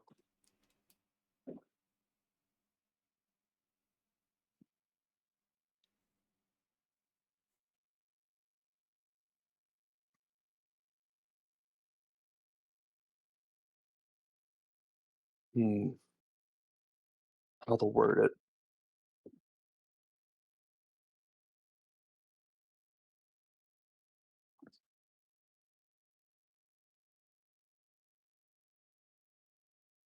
Yeah, he's gonna flat out say to associate a god that was for like the positives of civilizations, for growth, for everything, for associating her with something so violent and so just in general impure is kind of a spit in her face. Because you're associating her with just death and this all like destruction, all that's bad about civilization when she's meant to be the one that's supposed to prop it up. So what was? And then he's gonna further argue that if these beliefs were held back in the day, some of the more fire-breathing zealots would be deemed heretics by the old by the old guard. believers. Yeah, So by the old guard. bring Yeah. it forward. You put it as the Lady of Light was a goddess of protection and progress and forward momentum, and to represent her as just this goddess of war and conflict is barbaric. And Actually, you know what? Let me get a little bit more philosophical. War is the domain of mortals and what we do. I guess majority of the time, this is what he's gonna maybe like kind of argue in a way. To put her to give her this domain of war is to bring her down to our level when she's greater than us. I see. Yeah. And so you insinuate that, or not even insinuate, you outright state that that to tie her to this is like sort of mortal barbarism that degrades her. Yeah. And sets her faith back. Yes. And so a lot of the old guard themselves, were they still here, would be offended on her behalf. And in the story, even like kind of like break the edges. Like if the old guard was still here, they'll probably be the ones throwing the Eridanians and any of the zealots to the stake, and not the other way around. They would be subjecting the Eridanians to the same punishment they subject their supposed heretics to. It's giving a sort of irony to it. Interesting. And then he even like points at like a star map, and he's like, yeah, no, the two stars that make up the hilt of the lady's sword didn't even, are said to not even having even like appeared until after this cult of war was formed around her, and he just starts going off on tangents about that and that, and just tries and like brings up all this other evidence and shit. Like, oh, this will most certainly spark some very heated arguments, which Kanabos will find Siren. himself defending himself on for hours. Siren, hold me back, Siren. and then like he even holds up like, I don't know, like maybe like a copy or like or maybe even a fucking authentic replica of like a star map from like hundreds and not hundreds of years ago that predate like this belief he's trying to show, and it's not there, and like people I guess are just be like, oh fuck, get this out of here, get this shit out of here. Ooh. Siren, hold me back. I'm gonna fight this guy.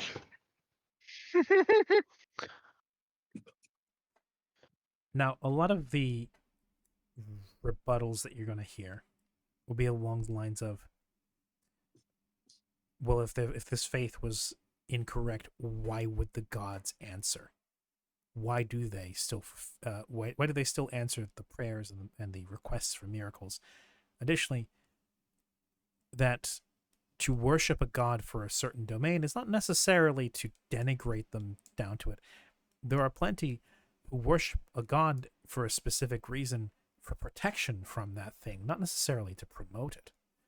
There are gods of disease that we worship to protect us from plague, not to spread it. Though there are cults of those gods that might take things in that direction. That is the risk of such things. When you go to when you want protection and relief from disease, you might pray to a god of healing, or you might pray to a god of disease who might oversee it to, deflect that from you or to take it away from you. Why? Then I guess why do people? Who better to go to than the person who controls that thing? So on and so forth. Mm-hmm.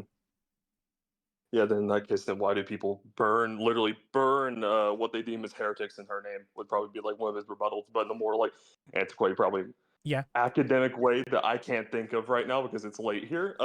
It's getting close to midnight. I don't intend to go on for much longer on this. I don't actually intend to have a full on blown debate over this.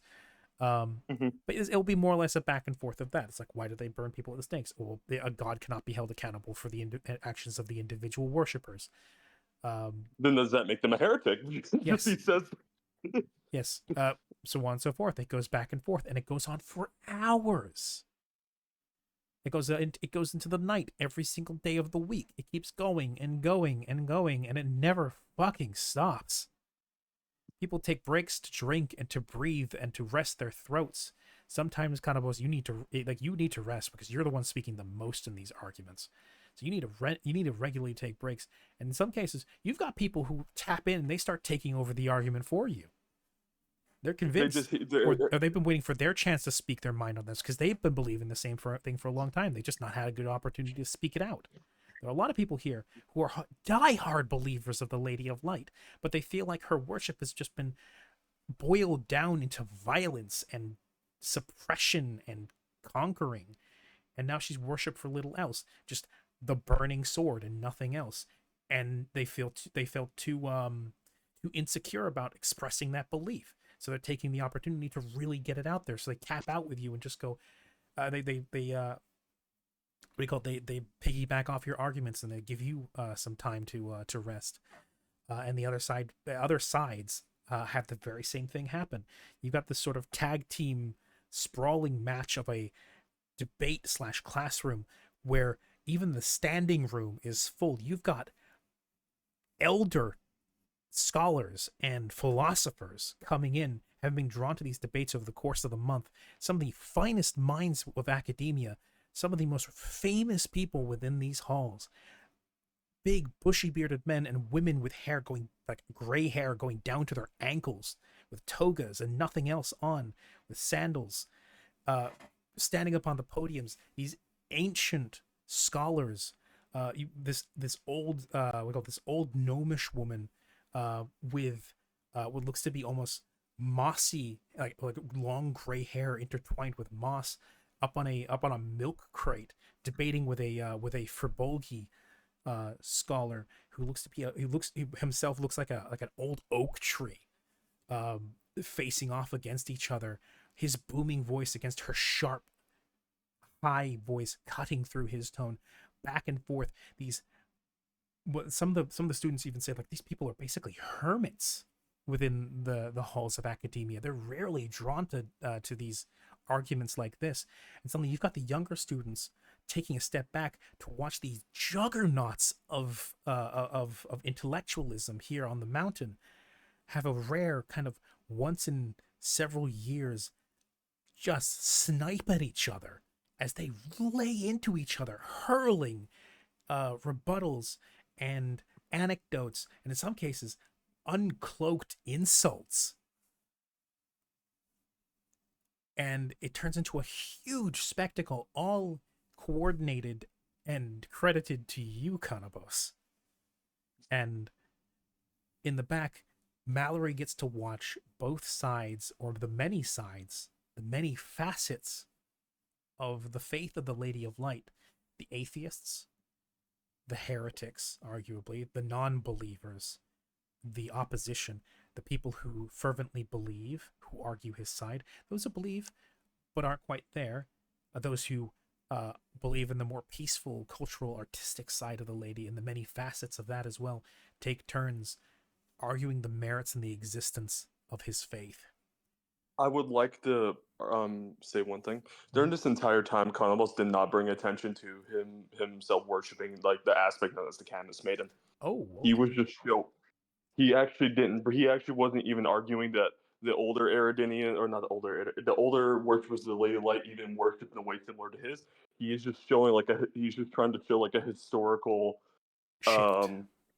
A shift that is contrast to how a lot of people view her today. He is not trying to glorify his own faith. Rather than being an evangelist, he is pointing out the historical shift. And that's enough. That's still enough to upset people, especially with the way he. That's still enough to upset people. But he is not actively trying to say his belief is better than everyone else. Yeah, he thinks it.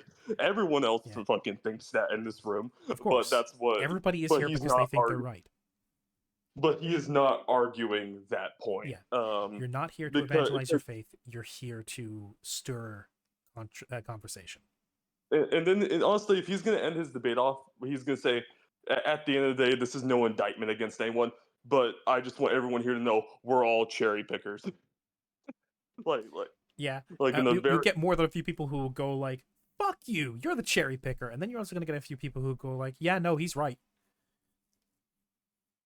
Like the gnomish lady with the mossy hair will be like, "Yeah, I'm fucking proud of it."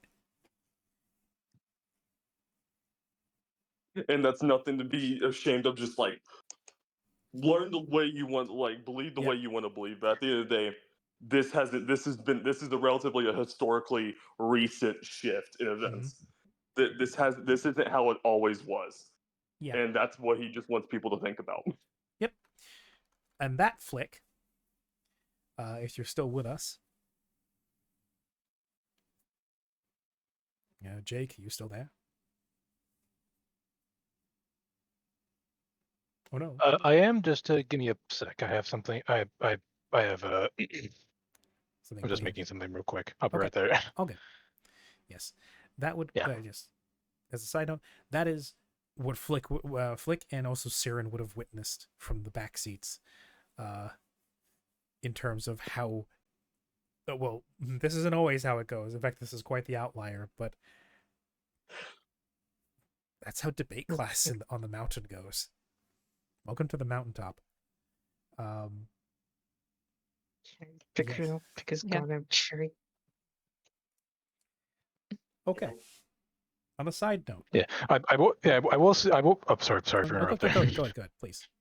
Yeah, I will say, yeah, Flick has been like listening to this, and while he himself is not particularly religious, he's nonetheless kind of. He's still enraptured by the whole debate process because it's something he's literally never seen before. I think the thing that Catman over there. The thing that Flick would observe is the repartee And the back and forth is just like the use of the word repartee, not all that different from actual physical dueling. You see people deflecting, dodging points, pinpointing weak points in arguments, doing precise strikes against somebody's reasoning, picking apart an argument until it falls apart. Sometimes resorting to distracting maneuvers, which would amount to a feint. Here, it might be like a distracting insult, or leading into a question. Flowery language to him is sort of like it's a verbal flourish. Yeah, in this case, he is looking at he is observing that dueling technique can, in a weird way, apply to physical, to verbal debate, and he's seeing all kinds of examples of oratory technique, the fiery speeches, the laconic two-word responses, the strong one-liners, the long rambles. All techniques work when used in the correct context, just like the right style and the right strike used in the correct context can decide a fight. It is verbal dueling, a battle of tongues. And in that context, battle of wits. Yes, it is a battle of razor wits. And in that context, I think that's even more relatable for Flick. As he's watching this, he's watching all the techniques, maybe observing the ones that would work for him, the ones that would catch attention and would work for how he does things, other ones that might not work, and other times just objective lessons in how not to talk to a public audience. Yes. But you've got stellar expert examples of some of the finest speechmen, like wordsmiths and speech crafters, possibly on the continent. And all that for free, by shadowing in on a course led by your friend over the course of on and off throughout a month.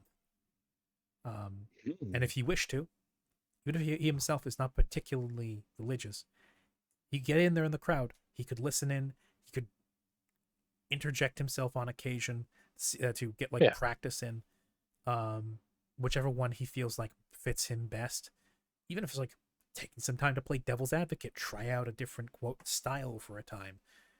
Being on the receiving end of an argumentative style and feeling how it feels to be on the receiving end of that. The wound to your pride, the hurt, how to deal with that, how to let it slide off of you. Yeah. Yeah. And so Flick also learns something from the debate club. So yeah. Yeah. Again, Flick has the machismo, but he's still gotta walk the walk and talk the talk. So yes, that I think it's a good bit of fun for all involved. Kanabos, after everything wraps up, and you even get a few teary goodbyes and handshakes, people saying they're going to miss you, rivals, or even just like fiery opposition coming up and declaring that like, how dare you run away just as the argument was getting good, or just as I was about to win. If I had another day, I would rip your argument apart, you coward. All kinds. People wishing you would stay longer. People saying they'll miss you. People saying that they wish you were around for just a bit longer so they could learn a bit more. But overall, you've left quite the impression. And you're quite certain that worse comes to worse, or at the end of the day, you could probably make your way here, and you could probably do so comfortably, as this place is quite intellectually engaging. Seeing some of the elder speech crafters here at work was potentially inspiring. It's rare to meet other people so invested in learning and not just holding ideas but putting them in front of an audience for vicious dissection and being willing to take that,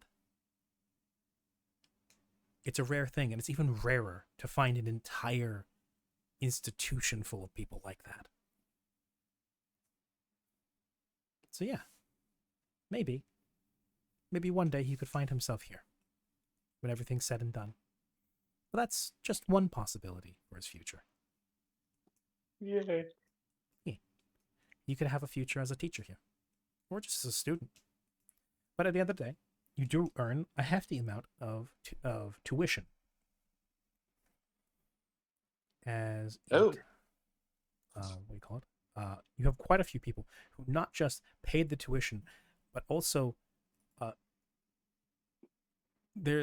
many of the people here are priests and monks. Many are just simply students who come up here to learn with the best, and quite a few of them are quite a few of them potentially come from wealthy families. So a few of them have left you with some donations on top of the tuition.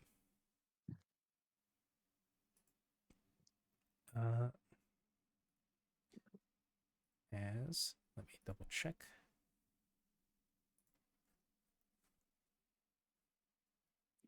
My face when it's all the Electrum. Yes, sir. Here on the mountain, we only trade in gold, silver alloy. It is the metal alloy of intellect. It's the I let you alloy go of God. into- It is the metal of the gods. Wow, this is worthless. No, my Electrum is gone. We will pay you in company credits.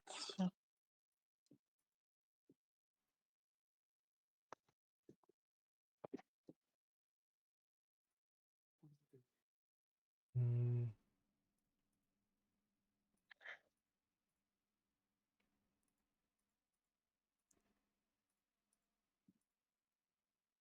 I would also like to offer a bit of extra currency. It is a new one. It is an ethereal one. Do you take Bitcoin? It is a bit No. coin. Yes, No, it is an no. ethereal. It is made of Ethereum. It is a bit of a coin. It's You've heard of bits when it comes to currency? Yes. Oh Lord. This is For on a par shave with. and a haircut, you can get it for 2 bits. 2 bitcoins. That's on par with the duelist you made for that game, Rami, if you remember. The crypto duelist for the Oh God, for Gimp's card game. Fucks. Ugh. The what yeah, now? I was the one who fought him. Yeah. Yimf ran a card game based TTRPG at one point. He asked me to make an enemy for the players to fight against. So I made this 12-year-old crypto bro kid who had been scammed into participating in one of those Manosphere Ponzi schemes, who was so deep in debt that he had to keep trying to play people in the card game to like either get them in on the scam or just take them for everything they have, by investing all of his parents' savings into crypto coin to then, for instance, buy out people's properties, blackmail them with it, sell the property, and recoup the losses. And if he lost the duel, they would get the property back, and he would get none of the money back, leaving him completely life-ruiningly broke. And all of his cards were fucking represented by shitty, what is it? It was like AI NFT art or whatever. Like We go not NTR. It was a AI generated NFT, like monkey NFTs. Yeah, I said NFT. Yeah, Bored Apes. Basically, Yeah, it was yeah, Bored yeah, Apes, yeah, but it was a pseudonym for Bored that was used. Oh no, well, not pseudonym. Bored synonym. It was I like can't remember the name.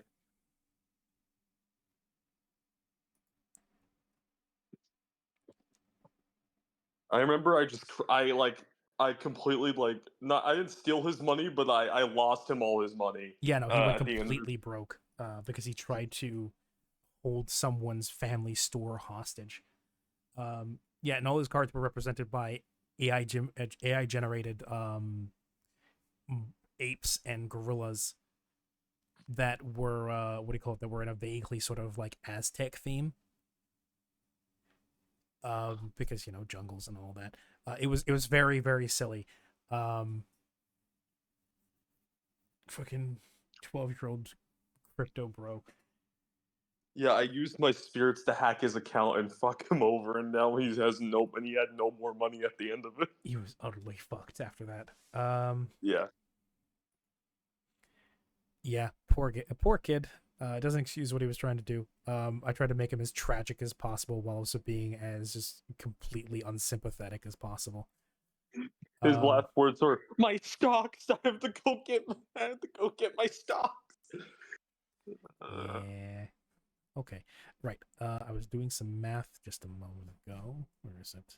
Yes, here it is. Da-da. Yes, sorry for completely derailing your train of thought. Nope, all good. Okay. Donations and everything in total, you earn a total of 1,280 gold. Holy shit! Just for Holy Oh my crap. god. You're fucking swimming in it now. We're about what to was be. that? What was the exact number again? Sorry. 1,280. 1,280 plus. I would like to hold up a cup towards Cannibals. Spare change. Yes. Down. The This Lady of is- Light doesn't speak about yeah. charity. Poor, and Yeah. then I kick her off. This is given to you. This is given to you in the form of bank bills. Okay. Because walking up to you in the middle of a classroom with a sack full of coinage looks weird and unsophisticated. It is unsophisticated, like having a large penis. Oh god, they go by the ancient Greek standard of like what's good. Okay. Barbaric. Barbaric. The size of your bigger corn penis. purse is proportional to your member, and therefore your civility. So uncivilized. I Quite can't wait silly. to go to I can't wait to go to community colleges and do this now for every time we go into a fucking city or something. Oh lord. But people gonna hear Yeah, about but you. Wait. Fucking Aerodyne is gonna hear about you and your debates, and they're gonna like, fuck it. We don't care if he's deep tainted. Noose the man. Second you see him. Aerodyne level crash out over me just saying, "Hey, maybe your goddess wasn't a war goddess the entire time." Yeah, that's the most valid thing Like- I think they could Flick, Flick pulls up on his old. Flick pulls up on his old crew. Is like, listen, I know you are a captain, but I'd like to rules lawyer you into allowing me to be captain again. God. No. What's it called? What was I about to say? What did Peppy do? Was it a profession thing or Yes, it was a profession change. this? I was allowed to Mm. use my knowledge. You allowed me to use my knowledge for this Yes, I one. usually but allowed you to use your knowledge geography skill to be able to represent your capacity in the debates. Yeah, I didn't actually end up hearing. How much did you make out of doing that for a month? 1,280 gold. Not bad. Mm-hmm. Definitely much more than most people in that kind of profession could hope to make, like normal like university tuition in most places. You're not going to have wildly successful and potentially rich students dropping fucking banknotes on your desk. More than the last bit was definitely a large contributor to how much you were making there. So, yes, I assume, Chico, you were potentially interested in also trying to make some money on the side. Probably not this time around, but more for a future thing. In future. There are like in the future when you have large periods of downtime like this is a perfectly good way of spending it. This is what the profession skill is for. Usually, it measures making money over the course of a week. Over the course of a what? Of a week. So when you make a Ah. profession roll to make money, usually you're doing it as a result of doing your job on a weekly basis. Okay. For Flick, your last couple points were training, sparring, and practicing your musical abilities. Yeah, it was practicing with instruments and also the oratory thing, which presumably would have folds into involved like folds into that. Occasionally, also you would find yourself just when you're doing your musical practice and practicing your singing, also practicing your breath work and your diaphragm usage. Projecting your voice, which will be very useful if you have to shout over a storm in the future. That's true. Or just shout orders in general. That is also true. And you know, I took performance for Vair, so he can sing too. Yes, he can. Excellent. Sonic Dragon learning how to sing, very, very appropriate. Yes. Yes. Yeah, I'm right now, while this is going on, I've been going through the spell list and noting down spells that I want, and I'm making a list for you. Very good. I'll appreciate that in the future. As Flick gets back to rehabilitating himself, because your body's weak, it's sore, and it takes over the course of the month for that to slowly fade and for you to get back into prime shape. And once like the third, fourth week rolls around, you're better than you were before. You feel lighter, you feel faster, you feel stronger, more vicious. You're quicker on the uptake. You're quicker to respond to things, and the entire time while you're practicing, and you're even sparring against some of the more martially inclined people up here on the mountain, because there are guards and there are worshippers who themselves practice martial mastery as a way to get closer to their god. For them, it is lifestyle, philosophy, and the pursuit of martial mastery. Some do it purely as a ceremonial thing. Some of them do it because they want to learn how to defend themselves, but also maybe because their god says they should know how to defend themselves. Which for them is just, what do you call it? Obvious pragmatism. And so they can appreciate somebody who wants to get sharper and get better. So on his own, with others, all the while you've got those debates running around in the back of your head every time you strike a riposte in a spar, or every time one of your enemies, one of your sparring partners, gets the better of you and overruns you or slips past your guard. You're brought back to those moments where a stinging argument is made or a well-timed deflection is put forth. And again, it sinks in that dueling is more than just sword work. It's in the mind, it's in the word, and it's in the mentality. And you're starting to understand a bit more when Santiago was talking about how dueling is, when he mentioned how dueling is it's a way of life. It's something that can consume you. And you're starting to really understand how that could be, how there are some dedicated sword masters out there who, for them, everything is seen through the lens of mastery over the blade, and through the lens of battle.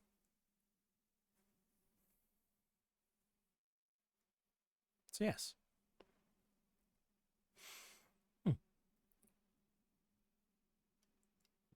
Definitely something to keep in mind. Now, how much he carries this outside of the walls and off the mountain is up to him. But just emphasizing how much of an impression the whole debate would have had. It really, generally, with that rolls that high, that sticks in people's minds. Out of curiosity, Flick is giving these lessons, just so I heard that right? He's observing them and occasionally participating. It's Kanabos. Okay. Yeah. It's Kanabos that is giving these lessons. No, I should have clarified the dueling, rather. Oh no, for the dueling and for the sparring, that's just sparring matches. There's no instruction going on here. There's no. I Yeah. think He's not Karia learning will anything. probably. That's fair. I think Karia might join around there. He has a new weapon. It's probably done by Mhm. now, and Mhm. he needs to Okay. figure out I how to would use not. this thing. I would probably not use that in spars. Yeah, especially yeah, since Flick is no. using a rapier. Well, it's not. Yeah, You're I'll gonna see. snap his sword. I'll see No, Flick no. using his one of his Again, special rapiers. probably he would. So again, probably more of a long wooden stick because he hasn't used a spear in 2 years. Mhm. Right. Okay, that's fair. That is fair. Okay. Yeah. So normal blunted sparring weapons. Yeah, I was, Yeah, I'm not. But I was yeah, about to say. Now, Karia to could be absolutely. fair- Karia could absolutely join in. Flick's rapier versus Karya's adamantine weapon, coughing baby versus atomic bomb. So he could absolutely join in, as Karia himself rehabilitates. Vair would also probably spectate. Siren close behind, watching them like a hawk. As Karia also becomes more reacquainted with his body, feeling stronger, faster.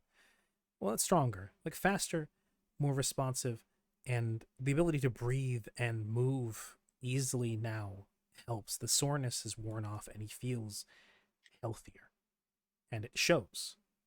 He looks, especially after the like into the third and fourth month, like he's comfortable in his skin, which is something you possibly haven't seen yet. So yes. Okay. That is that ticked off. Okay. And now, lastly, before we wrap up the session, for the time being, we go to our most beloved boy, Vair. Vera. Swapped around letters. Vair? This campaign would be Vair, hell Vera, for a dyslexic Vark. person. There's Vair, Vera, and Vark. Yes. Vera, you're still Our with us. beloved Varkir. Delicious Varger. So, Do not say that again. But yes, I'm here. Hello. cheese Varker. I'm here, my ear. I'm here.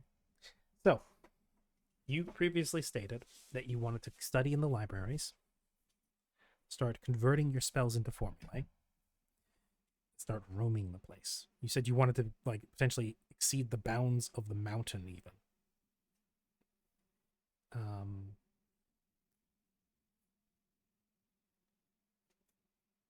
Quite so. Okay.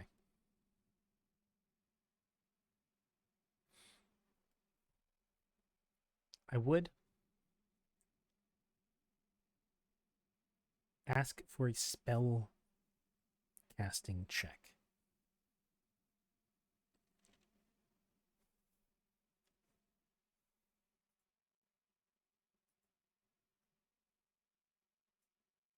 Say a caster level check would be the correct term.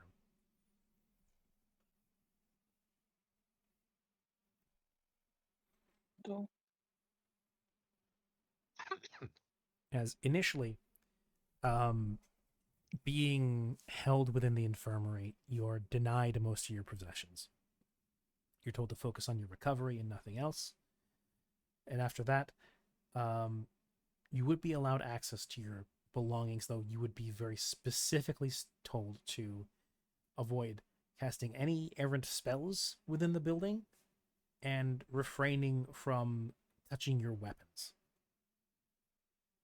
You're allowed to carry them from place to place, no drawing them, no carrying them in public.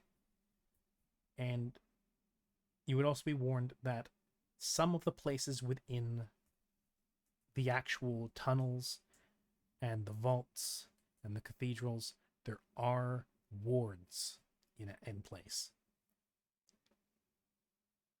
And to be very careful. Additionally, you have now been informed after Karia's unfortunate near Karya and Vair's near brush with death. That any flights out should be you should inform people about it beforehand, as they have magical and physical countermeasures against aerial assault, and they very nearly shot Vair down with a ballista. Fair enough.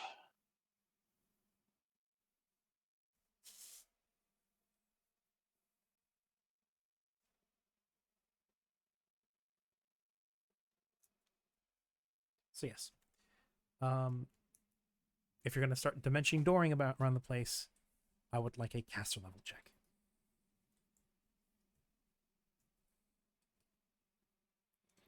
Is there any particular place you're looking to go, or you're just trying to literally go past any door that gets in your way, any obstacle? Just Any door. I'm not purposefully trying to break into some kind of like locked up place. Mhm. It's really just trying out a new toy, essentially. Okay. And if you end up in some sort of forbidden vault, so be it. Yeah. Okay. Excellent. Good to know. Okay.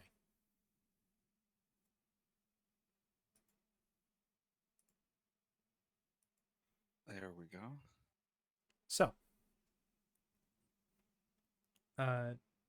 Bark, possibly hitting his rebellious teenage phase, decides, shortly after being told everything he can't do, to immediately start breaking all the rules he was told. As after time rehabilitating, perhaps introspecting, he finds himself with several new capabilities, both now with a greater understanding of alchemy, but also a greater understanding of his own inherent abilities. Maybe it's, like you said, a artifact of the deep darkness being purged out of you, some sort of remnant. Maybe it's that the absence of that making way for your own shadowy being to once more become more complete. Maybe it's just you becoming more powerful in some way, shape, or form that is hard to quantify. Except it totally is, because it's in levels. But your own darkness has grown. Specifically, your own connection to the shadowy reflection of the material world, your home. A spell that allows you to, for a time, return there and then pop out somewhere else, far away in the material world.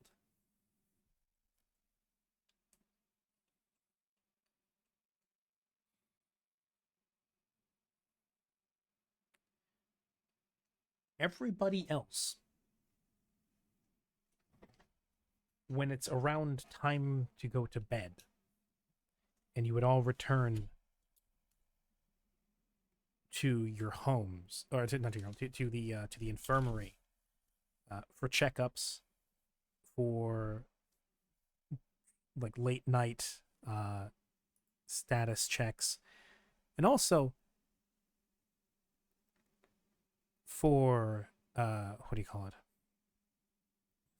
And also just to make sure everybody's there and to get some sleep.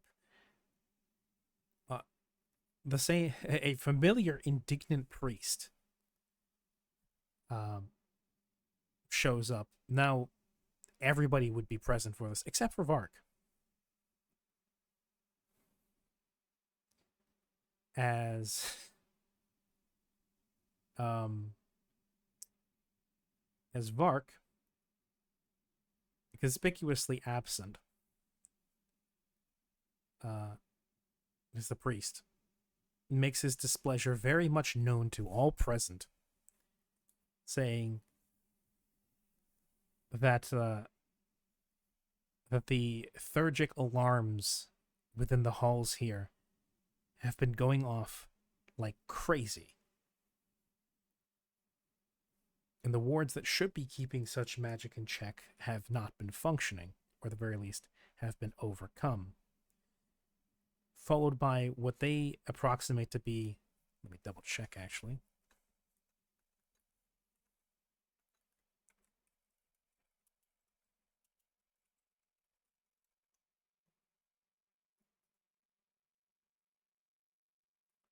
Oh yeah, because it's a shadow spell. An extremely powerful illusory spell being used on the premises. One which, on closer examination, seems to link directly to the outside, and a good distance away, according to their diviners. Followed by Vark being conspicuously absent, after being expressly told to stay on the mountain.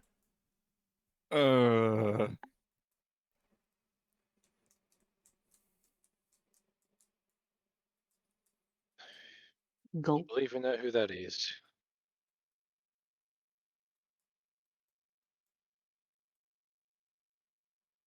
Who was about to speak? I don't think anybody was. The priest. Nobody. The priest looks and says, "I don't know what your friend's dysfunction is. I don't particularly care. Yet they find him collapsed dead on the roadside somewhere because he strained himself after after just getting out of bed. And perhaps that's how the gods will it. It's not my problem. But if any of you get the idea to do anything like this before again, and not make us privy to it, you'll find our good graces towards our guests worn very thin. You're here by the grace of the Pope. I would have expected people to act like it. Good night."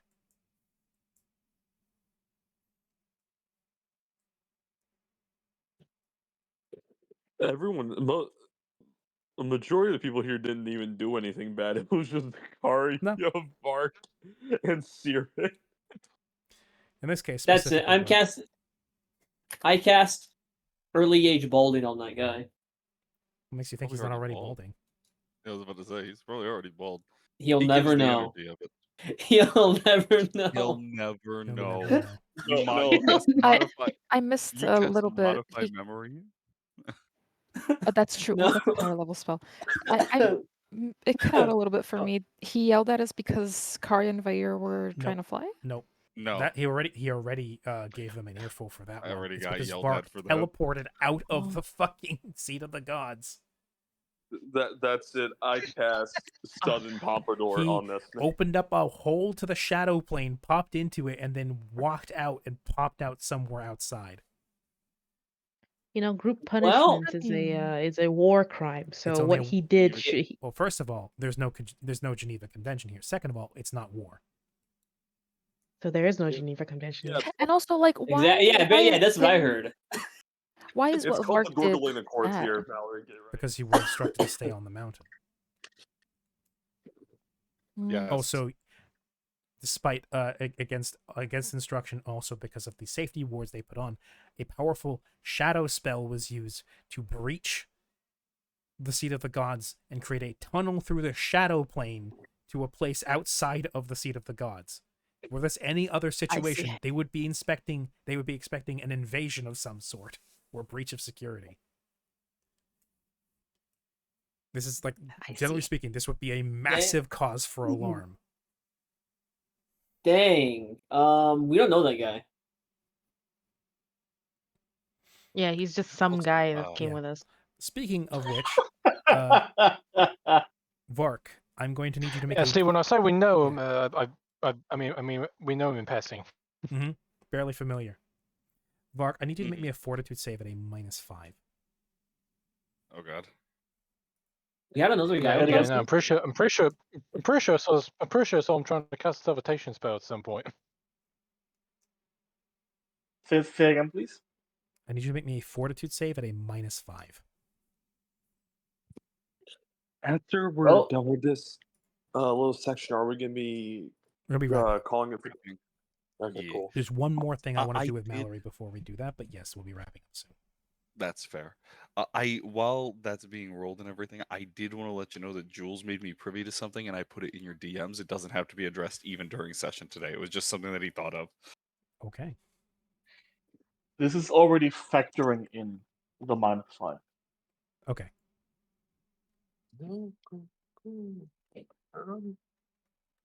That a nat 1? That's On on a the D6 inspiration. Okay. So That one sounded terrifying. yeah. So that's a 9 plus an 8 plus 9 plus 1. Ooh.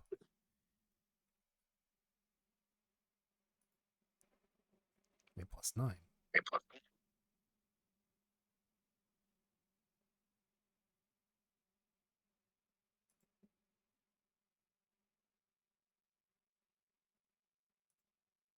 Why is it plus? Why is it plus 9? It's my normal fort save of +8, -5 from what you just said, Mm-hmm. +6 from Channel Vigor. It's a spell. Oh. What kind of action is Channel Vigor? Stun action. It's an Standard expert. action. It's a buff, basically.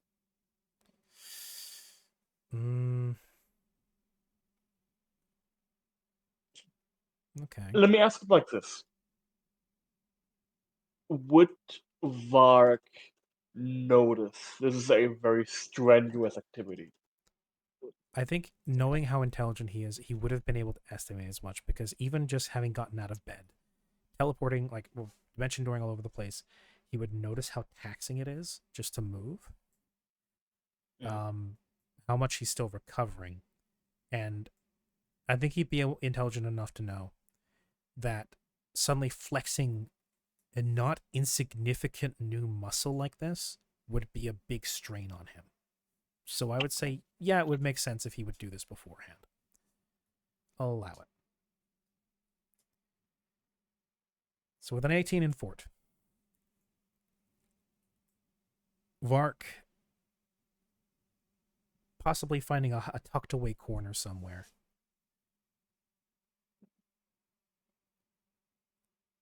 Gotta do one thing again real quick.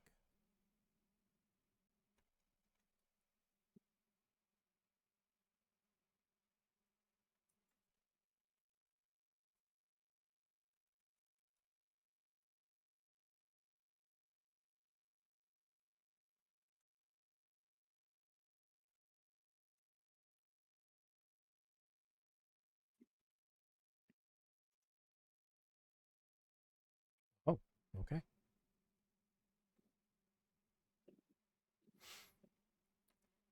The attempt to open up this shadowy tunnel meets a lot of resistance.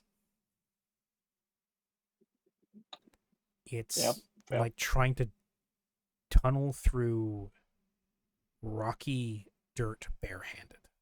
A not unfamiliar sensation way back from when you were in the frozen north. Digging up the gardens, trying to stake the tents. It feels like that. And prying open a hole to another plane, even one you have a strong connection with a body that feels like it's made of stone, proves challenging, but you do it. You open up this black tunnel into perfect darkness through the floor. You slip into it, sliding down and finding yourself in a monotone gray reflection of the mountain. Here, you find yourself in a valley, an impossibly deep valley, but one that, when you take your first steps, finds you ascending the inner limits of it quicker. You're able to scrabble up the sides a little ease. As it turns out, it only seems larger, and that is, again, Perhaps you forgot. Perhaps it just took some muscle memory like riding a bike. But you remember, not everything you see in the shadow, in the plane of shadow, is what it is. What it seems is not always what it is in truth. After all, shadow is the realm of shadow is the realm of illusion as well. It's not necessarily what We you like illusions here. It doesn't necessarily mean that what you think becomes reality here. No, that's the ethereal plane, or the astral plane. Here, things just simply don't. Here, things simply are not what they seem. A valley becomes a ditch. A league becomes a few hundred yards. A great distance shrinks down to near nothing. As you soon find yourself traipsing across shallow bogs, wide grassy plains, and small copses of trees, coasting past shadows and umbral beasts and animals and monsters. You fly past them, conveyed by your own connection to the plane, transformed half into shadow stuff yourself. It's not even your normal fetchling self. You are blazing across the land of shadow. And by the end of the day, you reopen another tunnel and you find yourself popped out in the middle of a field. And the moment you exit the plane of shadow, you feel a great ennui come over you, as a large amount of your personal reserve of energy has been expended by this overland travel. And you fight to keep your consciousness, to stay awake. You're not at risk of knocking out, just falling asleep on your feet. How tired you suddenly are. Perhaps an alchemical brew helps keep you awake for a little bit longer, to convey you quicker, till eventually you collapse by a roadside somewhere and are blessedly rescued by a merchant caravan. Over the course of the next day or two, your sore, near immovable body sits and wobbles and bobbles back and forth in the back train of a caravan, crushed between several pilgrims on their way to the mountain. As they care for you, they fuss over you. Their children climb over your lap. A large, heavy-set mother spooning a bowl full of broth into her baby's mouth that is strapped to a seat. She occasionally does the same for you, feeding you out of the same bowl that she feeds her child with. As you are haphazardly sat in the back of this wagon set for the seat of the gods, yet another wagon making pilgrimage up the mountain. And eventually you may be able to give them your story, or whatever version of it you wish to give to them.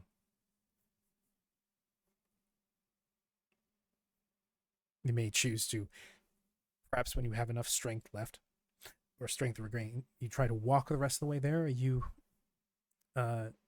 accept their good grace and ride with them the rest of the way. Whatever the case is, when you find yourself back at the outer limits of the seat of the gods, you're recognized by the guards, and in fact told that they've been instructed to keep an eye out for you. Specifically, that they might be expecting you to be coming out, not returning. And you're very quickly ushered back through, assuming you do not somehow attempt to wiggle free or... No, absolutely not. Okay. In which case, you continue up the mountain with this pilgrim family making their way up. dressed in humble beige clothing, on a cart pulled by a couple of mules. With the father running the mules at the front, conducting the wagon, perfectly happy to regale you with many a story about their family, about their simple life on the farm, about their trip they take every year to the heart of the nation to pay their respects to the heavens above. Hearing all about their simple, close down to earth life, and about how damn happy it makes, or how darn happy it makes him to have a life and a farm and a family all his own. In his case, the people I would say they probably resemble are Hercules' parents from the Disney movie. If you needed a visual aid for how they might look. But yeah. Eventually, you find yourself back at the peak. It takes like a week or so to actually get all the way back. It's a steep climb, and the mules do eventually tire, no matter how stubborn they are. But you're back at the peak eventually, and receiving more than a few stern looks from some of the guards and some of the priests.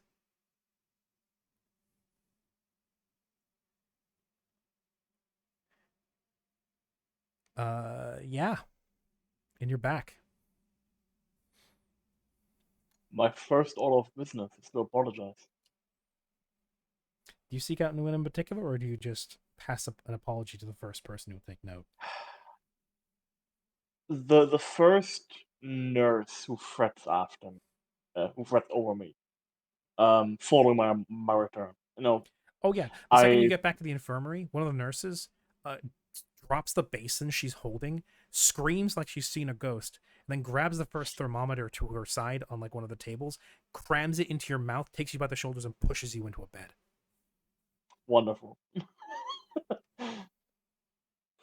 Once the initial shock has worn off, I would simply tell whoever is tending to me at the time that I would like, if it's all right, that person to extend my apologies to not only the staff for making them worry most likely, but also for potentially causing an uproar. I see. Well, I don't. It's up to the party what they convey to you. But for the nurse's part, she says, "Oh, I'll pass it on to one of the hierophants. Though in the meantime, perhaps we'll take care of you. But in the meantime, perhaps such apologies should be conveyed by confession, or to perhaps in a little bit of penitent prayer. I don't know. Yes, of course. Like one of the first things they recommend is one. Yes, we'll pass that apology up to our higher ups. Second, maybe pray to the gods for a bit of forgiveness. Maybe prayer. Yeah. Maybe a bit of prayer, because Fair enough. to them prayer is like well, to them it's spiritual medicine in many ways. Panacea. Yeah, to their panacea. But yes, and lastly, when eventually your body does recover and you're able to actually stand under your own power again, which does take a little bit after exerting yourself that much, you wanted to study in the libraries.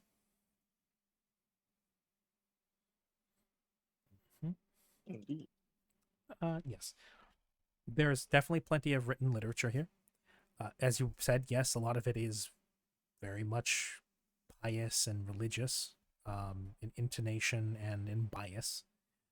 But there's also plenty of academic scrolls and texts, some very surprisingly thorough dissections of the historical progression of religion, tracking of cults, like straight up sometimes ledgers of memberships of different religions and cults,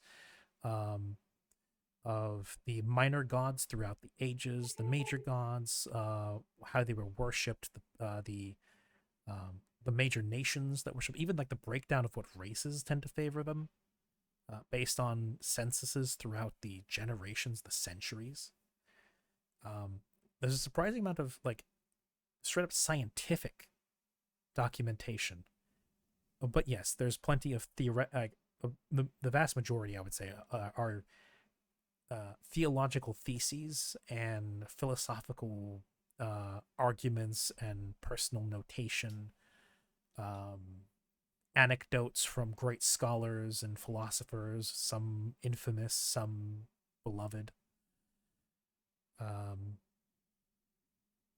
A lot of it is not circulated or published printings. A lot of it is like individual writings of scholars throughout the ages who have spent their time here within the halls. You don't tend to find a lot of commercially printed books here. You find student papers, more or less.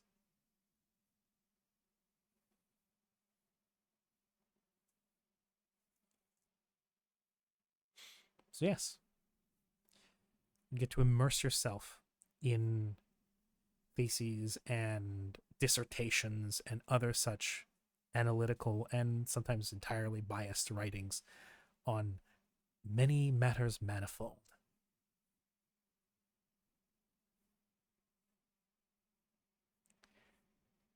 Okay. Is that to your satisfaction, Vera? It is. Thank you very much. Okay, good. Lastly, before we end the session, Mallory. I forgot what is it? Thank you for still being awake. I know it is late. It's almost 1 a.m. As a matter of fact, thank you to everybody who has still remained with me. We're going a little bit over time, by which I mean an entire hour. By which I mean about half an hour, because we started half an hour late. Anyway, you wanted to carouse and browse the market and potentially assist people and maybe make some dosh off it, yes? Yes. Okay, you sound knackered. Yeah, it's my bedtime. Yep. Okay. Yes, Grim has redeemed another self-care. Thank you very much. We'll be ending very shortly. All I require off of you is, I'm going to say 4 logistician rolls. All right. Or logistics.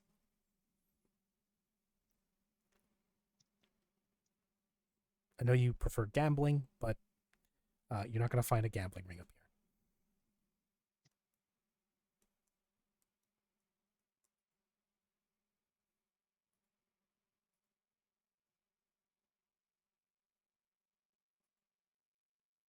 Oh, wow, the duality of man, Jesus.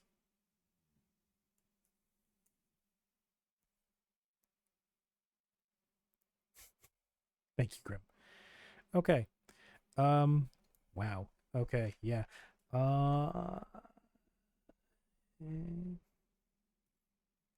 Yeah, that's a 5, a 16, then a 1, and a 20. 4 above the minimum, 4 below the maximum, then minimum, then maximum. Okay.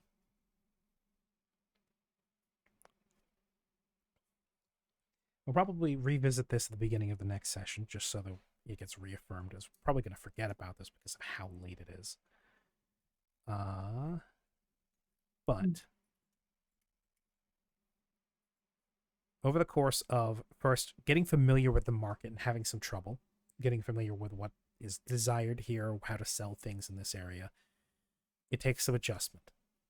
That's the first week. Second week goes a lot better. It goes smoother. You sell more, you make more profit, you shave off a bigger margin. Third week, you make a few very incorrect estimations and assumptions based off of what is in supply and what is in demand here. And you possibly it is also spoiled by one of the wagons coming through with a Vark on it, which ends up just causing a bit of a commotion and a bit of a distraction.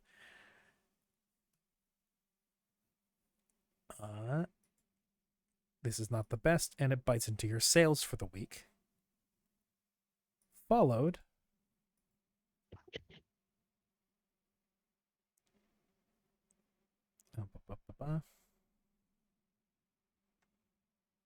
by you finish it out, the single best week of sales that you've had, playing the market, making some investments,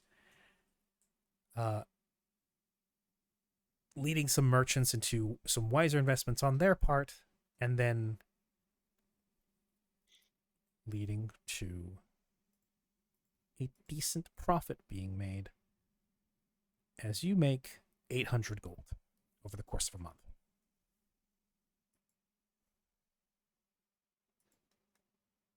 Mm.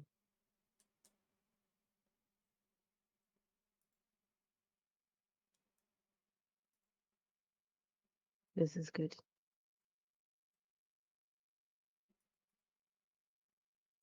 Okay, yes. So you make 800 gold. Mallory plays the markets in the most holy of high holy places in the known world.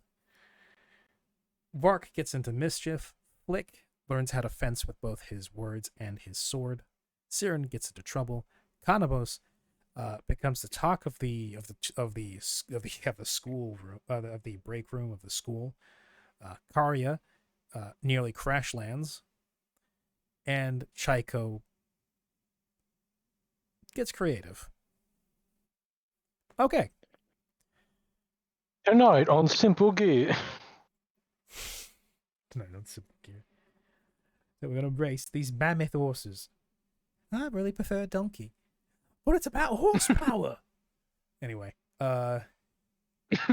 Jeremy Clark Tech.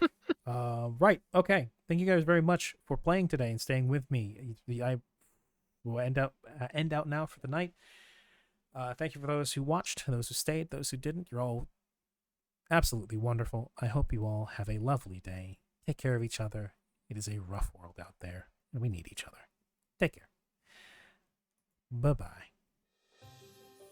And so Take care, you will. I release... Brr. Party gets into commodities exchange, forcing Quest to model a global economy. Fuck you, Grim. No. That's my closeout for the stream. Hell no. I am not modeling an entire economy for the whole world. You know how Why not? impossible that would be in a magic item economy? Hell no. That's true. But yes. Let me call Imagine Congress the and see what they can do. selling flashlights. Anyway, yes, to all my players, I release you for the evening. Please go get some rest or take care of the rest of your days. Thank you for being here. And so, Thank you for running. Bye. Thank night. you, running buddy. Thank you for Thank you. hosting as always. always a I pleasure. have a quick question.